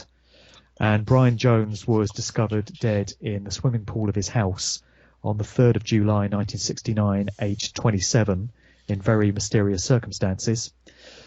And Jim Morrison of The Doors was discovered dead in a bathtub in his apartment in Paris exactly 2 years to the day after Brian Jones, on the 3rd of July 1971, in equally mysterious circumstances.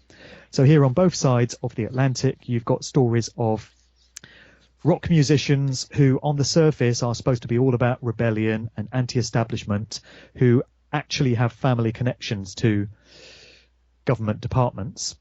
And you have strange circumstances surrounding their deaths.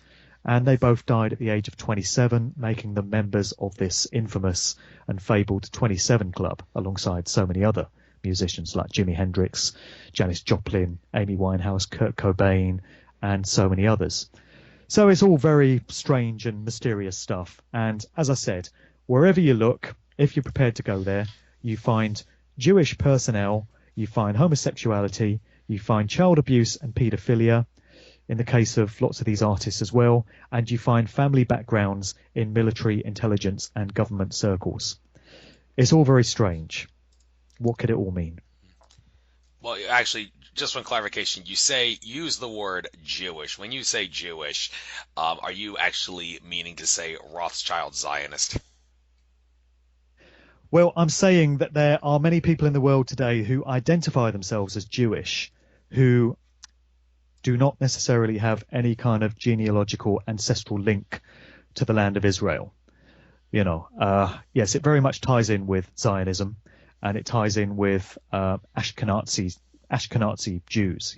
These people that came out of the kingdom of Khazaria way back in the day and converted to the religion of Judaism, and from that point continued to refer to themselves as Jewish when they actually have no genetic links to the land of Israel and are not Jewish in that sense.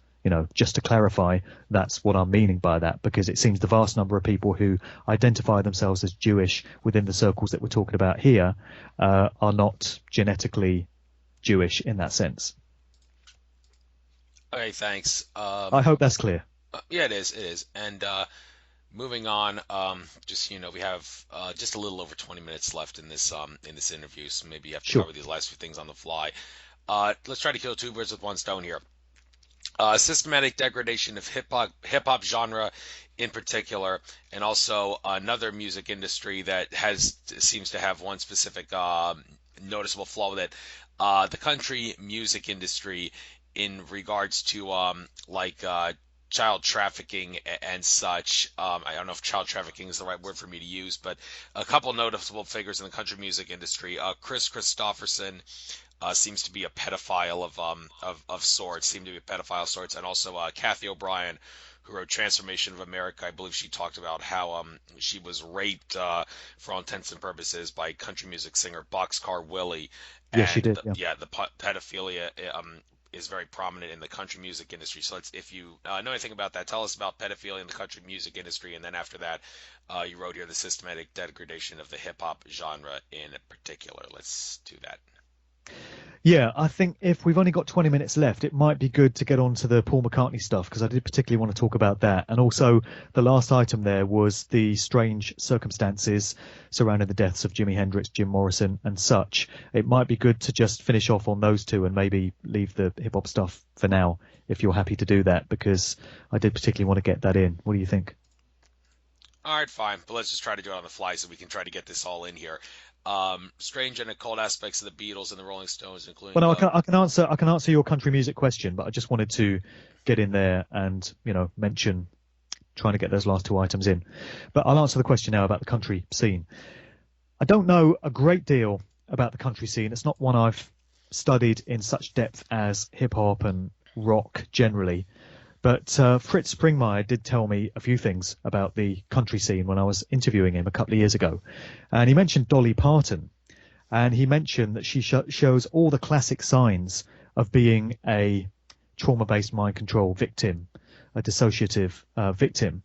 And he said that he's seen her come out on stage with another performer who he has no doubt is actually her mind control handler, because he's seen her take his hand in a very submissive manner in the way a mind control slave does with their handler, and call him daddy and stuff like that, and just behave in the way that a child would that has been subjected to mind control techniques. And Fritz Springmeier is in no doubt that Dolly Parton is a product of all of that. And he tells me that mind control and paedophilia is absolutely rampant in the country music scene. And there's even a suggestion that the whole scene was created as a platform and a conduit for getting this stuff out there and mind controlling the general public through the stuff that they see in the country music scene. I've also heard the stuff about Chris Christopherson and Boxcar Willie that you've mentioned. While we're on the subject of the country scene, we have Billy Ray Cyrus, of course, who came out many years ago with Achy Breaky Heart and became a well-known figure there. And of course, his daughter is Miley Cyrus that has come out of that whole scene. And she is just a symbol for everything that is debased and degraded about the music industry now. The way she's appearing in videos, completely slutty, just completely promiscuous, and putting all these images into the minds of kids, because basically the fan base of Miley Cyrus is children, young girls up to the age of 10 probably is the core fan base. And Miley Cyrus first came out as Hannah Montana, yet another product of Disney, as Britney Spears and Christina Aguilera and Justin Timberlake came out of the Mickey Mouse Club, and they were propelled into the mainstream spotlight. So did Miley Cyrus through her Hannah Montana guys.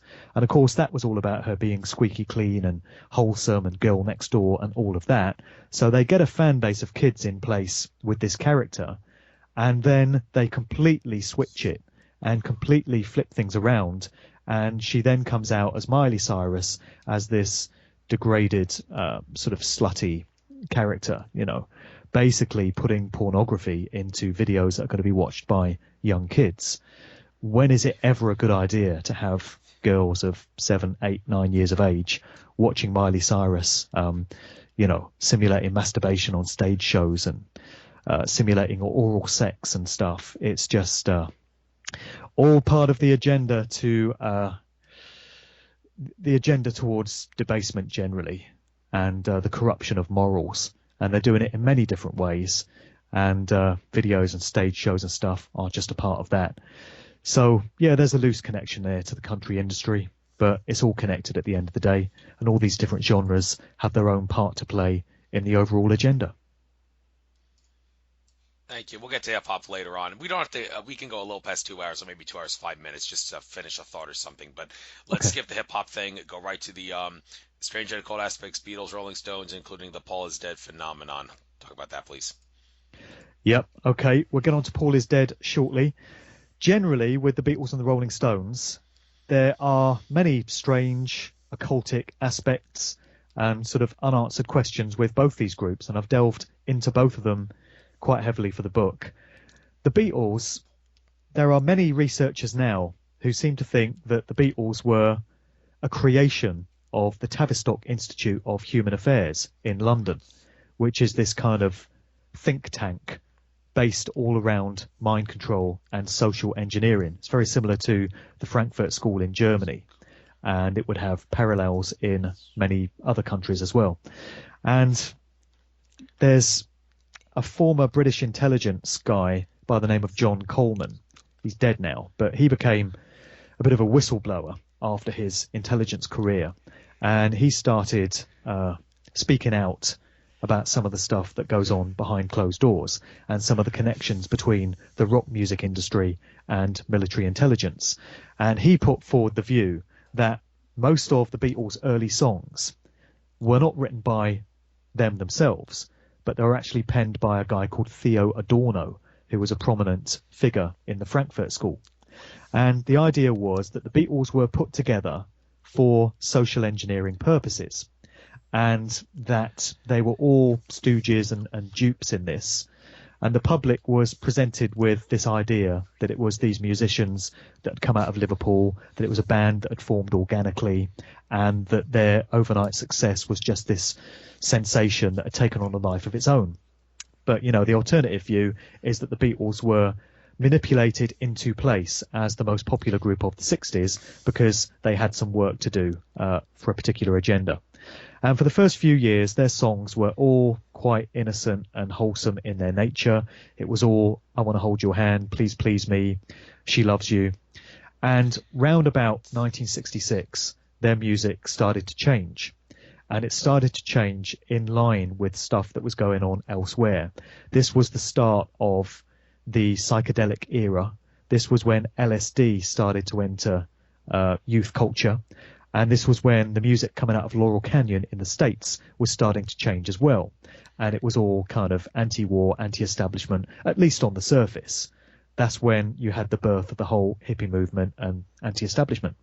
And it had parallels over here in the UK with what was going on with the Beatles. So we can get into how and why the Beatles' music changed when we get into the Paul McCartney stuff. With regard to the Rolling Stones came out shortly after the Beatles. They enjoyed phenomenal success straight off as well. We've already spoken about the association of Brian Jones and his family background. The Rolling Stones were more overtly into occult influences, the dark occult, than were the Beatles. You know, they had the song Sympathy for the Devil, one of their most famous tracks. They had the album Their Satanic Majesty's Request, and the sleeve to that, which was a bit of a rip-off of the Beatles' Sgt. Pepper sleeve, was absolutely adorned with occultic imagery, depictions of Saturn and Mick Jagger in a wizard's hat and all sorts of stuff. And the Rolling Stones were also very much influenced by the work of Aleister Crowley and his various secret societies. And they also had a very strong association with the satanic filmmaker Kenneth Anger, who directed films such as Invocation of My Demon Brother and Lucifer Rising. And Mick Jagger was involved in the soundtrack, wasn't much of a soundtrack, it was just a Moog synthesizer to Lucifer Rising, and also played a part in some of Kenneth Anger's films. And Anger, again, was very heavily influenced by Crowley, so you've got these, you know, dark occultic influences going on throughout. The Rolling Stones played a famous gig in Altamont Racecourse in San Francisco in 1967, where a fan by the name of Meredith Hunter was stabbed to death right in front of the stage during the Rolling Stones performance. When a scuffle broke out, they had Hell's Angels providing the security for that gig, and there was a clash which occurred between various components of the audience, and this 18-year-old youth was stabbed to death right in front of everyone in what many believe was some kind of dark occult ritual on the part of the Rolling Stones. So you've got all these strange kind of elements that have taken place with that group as well. And then you get into this whole very strange area of PID, or Paul is Dead. And I know that for a lot of people, this really is a stretch too far. You know, they might accept that there's all kinds of stuff that goes on behind the scenes in the music industry. But when it comes to the suggestion that the guy we think of today as Paul McCartney may not actually be the original James Paul McCartney, obviously that's too much for a lot of people. However, when you look into this whole subject area, you come up with a whole load of unanswered questions and anomalies and discrepancies that need answering if you're going to state emphatically that the Paul McCartney we have today is the original Paul McCartney. It's kind of a conspiracy theory, if you want to call it that. It's this legend which really gained prominence in 1969 among a bunch of college students in the States in various campuses.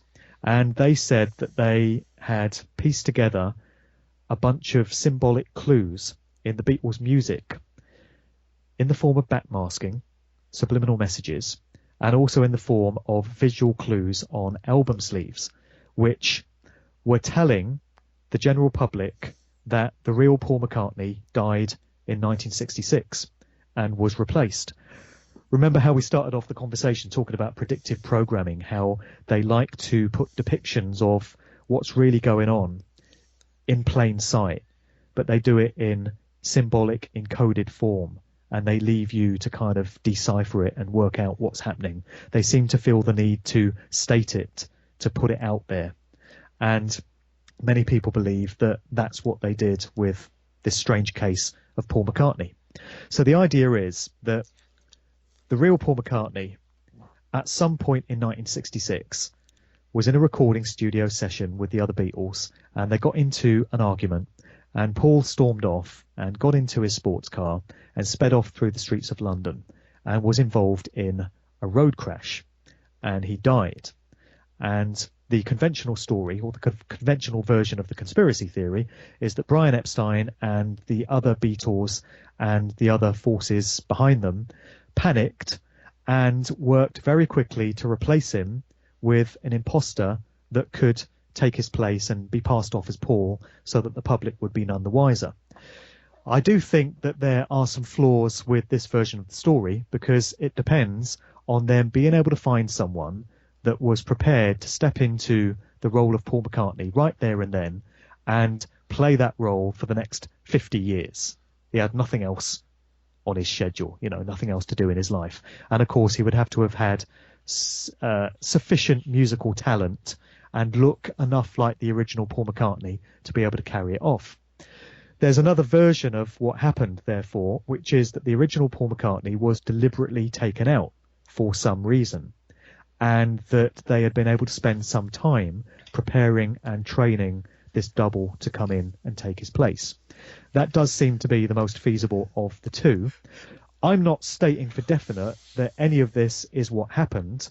I'm just saying that it remains a possibility, and it's something that I think people should at least look into before they dismiss it and scoff at it and say it's ridiculous. There's two dates that are generally given for when this replacement is supposed to have taken place. One is September the 11th, 66, which of course translates as 9/11 in the American dating format. That would be 9/11/66. The other version given is that it happened on the 9th of November 66, which would be 9/11/66 also in the way that we express dates here in the UK. So those two dates keep coming up time and time again among researchers. There are many discrepancies between how the original Paul McCartney looked and how the present day Paul McCartney looks, which is evidence enough for a lot of people. The present day, or the post 1966 McCartney, is quite a bit taller in photographs than the original McCartney was. There's photographs of him side by side with Jane Asher, who was his girlfriend in the 60s, both before and after 1966. And after 66, he's towering above her, whereas previously they were more or less the same height. And it's the same case with pictures alongside John Lennon. You have a case of two Italian forensic experts that had worked on countless crime scenes with the police, had very strong credentials. In 2009, they published an article in Wired magazine in Italy, and it was concerning their forensic findings based on studies that they'd done of photographs of Paul McCartney before 1966 and him after. And they'd initially set out to disprove this ridiculous theory that he'd been replaced. They thought it was nonsense, and we'll have this cleared up in a couple of minutes. But the more they looked into the facial shape and the shape of the ears and the nose and the jawline, the distance between the eyes, the height, all these different factors, they came to the conclusion that this could not possibly be the same person. And so these findings were published. There's all kinds of symbols and clues in the Beatles recordings, as I've said. There's way too many to go into here, but there are several hundred. There's been at least 400 clues that fans have brought up as suggestions that this replacement took place. And then you've got comments by Heather Mills, who was Paul McCartney's second wife, who went on TV on a couple of shows in 2007. And she was in a panicked, hysterical state. And she was talking about this terrible secret that she'd discovered about Paul McCartney. And she made it clear that she wasn't talking about infidelity. She just said that she felt betrayed. And she said that she felt her life might be in danger because of what she'd discovered. And she mentioned that she had a box of evidence that she'd given to a third-party person so that should anything happen to her, the truth would get out. And so she made these comments and very quickly afterwards just went silent, and very little has been heard from her since. So you've got to ask yourself what this terrible secret could be that she'd discovered. Why was she so panicked? And why has she said nothing about it in the intervening years? You also have a situation where Ringo Starr, in a couple of recent interviews, twice in the same interview, made the comment, "I'm the last remaining Beatle." And he seemed to say it a second time in the same interview, in case the impact of the first time was missed. And there's been stuff that's come out this year as well, where he's alleged to have said the same thing in interviews, although I think they may be hoax interviews. But nevertheless, he's made the comment. And there's so many other, strange anomalies in this case. And I think people really need to ask themselves whether the character that we've all become so used to as Paul McCartney, because most people in the world today don't remember the original. They've only ever known the guy from after 1966. And you look at a picture of him and you think, oh, that's Paul McCartney. There's very few people that were around in the early years to have been able to remember the original. And I think people need to ask themselves whether it's possible that a switch took place. Stranger things have actually happened, believe it or not. We also have a music industry, we now know, which is steeped in dark occult practices. It loves symbolism. It loves placing what it's doing out there in plain sight. And all these things seem to make it at least feasible that this could have taken place. As I say, I can't say for definite that it did, and nobody really can, except those few individuals that were actually there at the time. Everybody else is left to speculate, but it sure is an interesting one to speculate on. And also, the point at which this is supposed to have happened was 1966. And that was the point where the Beatles' music really did change. They got with the program in terms of all this psychedelic stuff. They started making very experimental, dissonant kind of tracks like Revolution Number 9 and Helter Skelter, which were just a world apart from the sort of songs they'd been doing in their early years. And, there's all this imagery and symbolism that crept into their album sleeves, not least Sgt. Pepper. 1966 is a very interesting year. It's the year that Anton LaVey founded the Church of Satan. The movie Rosemary's Baby by the director Roman Polanski, which was set in the Dakota Building in New York, which is the building outside which John Lennon got assassinated in 1980. That movie is set in it was made in 1968, but it's set in 1966. And you've got this group of Satanists in it that refer to 1966 as Year One. And 1966 was the year that construction started on the World Trade Center Twin Towers. There's all sorts of interesting stuff connected with the 66. It appears to have a lot of occult significance. And it certainly does in the story of the Beatles. No question, it does. All right, we're 2 hours, but since you put one more thing here, I guess I'll give you maybe another 5 minutes to talk about just one of these people. You did mention some of these people earlier: Jimi Hendrix, Jim Morrison, Lennon. I don't know if you mentioned Bob Marley's name. I know you mentioned Whitney Houston and Michael Jackson. Maybe you did mention briefly in this interview. Yeah, sure. But I guess if I can give you like maybe 5 minutes, could you quickly sum up the mysterious circumstances behind the death of Bob Marley? Yeah, Bob Marley is generally thought to have died from a rare form of cancer that he got in his toe. What were the chances? Pretty unlucky. But you get into the finer detail of what went on there, and it becomes very interesting. Bob Marley played this political peace concert in 1976 that was put together in conjunction with the Jamaican government of the time. And it was designed to create unity and peace between the warring political factions in Jamaica at the time.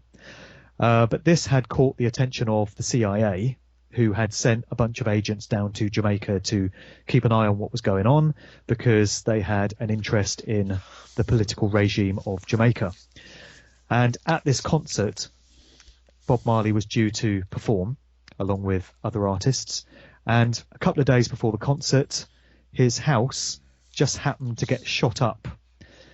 And he himself was struck. His wife was hit. And his manager was hit by a bullet. And his house was destroyed. And it was obviously a hit job designed to take him out so that he couldn't perform at this concert. He did survive. And he gave a comment when he was asked why you're still performing at this concert. He went ahead and did the performance anyway.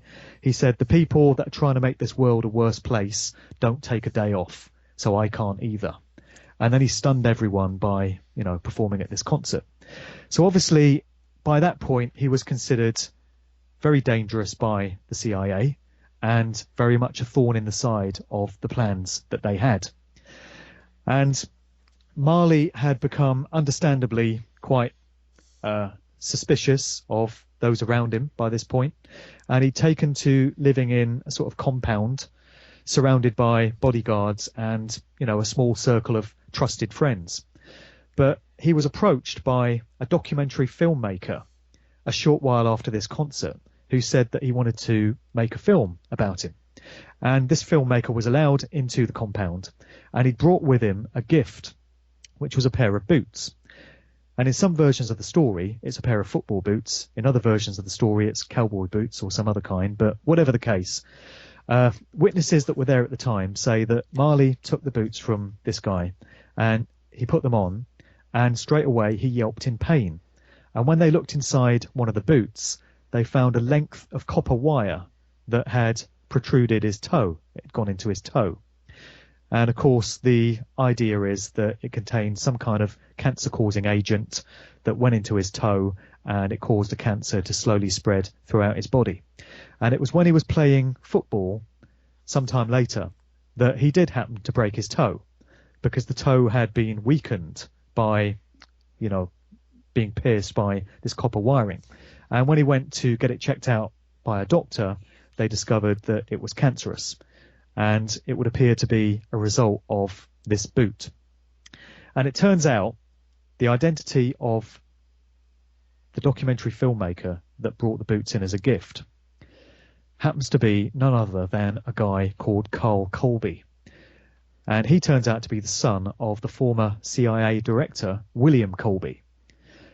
And William Colby, years later in the 90s, died in some very mysterious circumstances himself, when he seemed to feel the need to go out canoeing on his boat at a strange time when he was preparing dinner at his house, and his body was discovered drowned. And back in his house there was a coffee maker on and his computer was switched on and stuff, but he just felt the need to go out canoeing at that time, And Carl Colby, the son of a former CIA director, just happened to be the guy that brought these boots into Bob Marley's camp.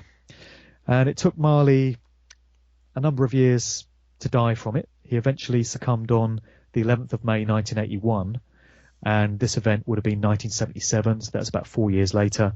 Many people have speculated that his daily habit of smoking marijuana may have been what kept him alive for so long, because we hear so much about the cancer-causing properties of cannabis.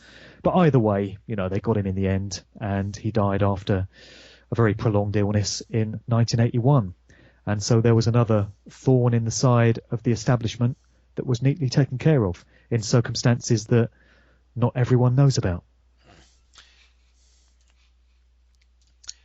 Yeah, we could say the same for the other people that you wrote, whose names you wrote here, but we don't really have time Sure. to get into it because actually I do have to go back to work. I told them I'd take a 2-hour break to interview, so I do have to go to work, just like you had to go to work yesterday and couldn't do this with me. But that's the way it is.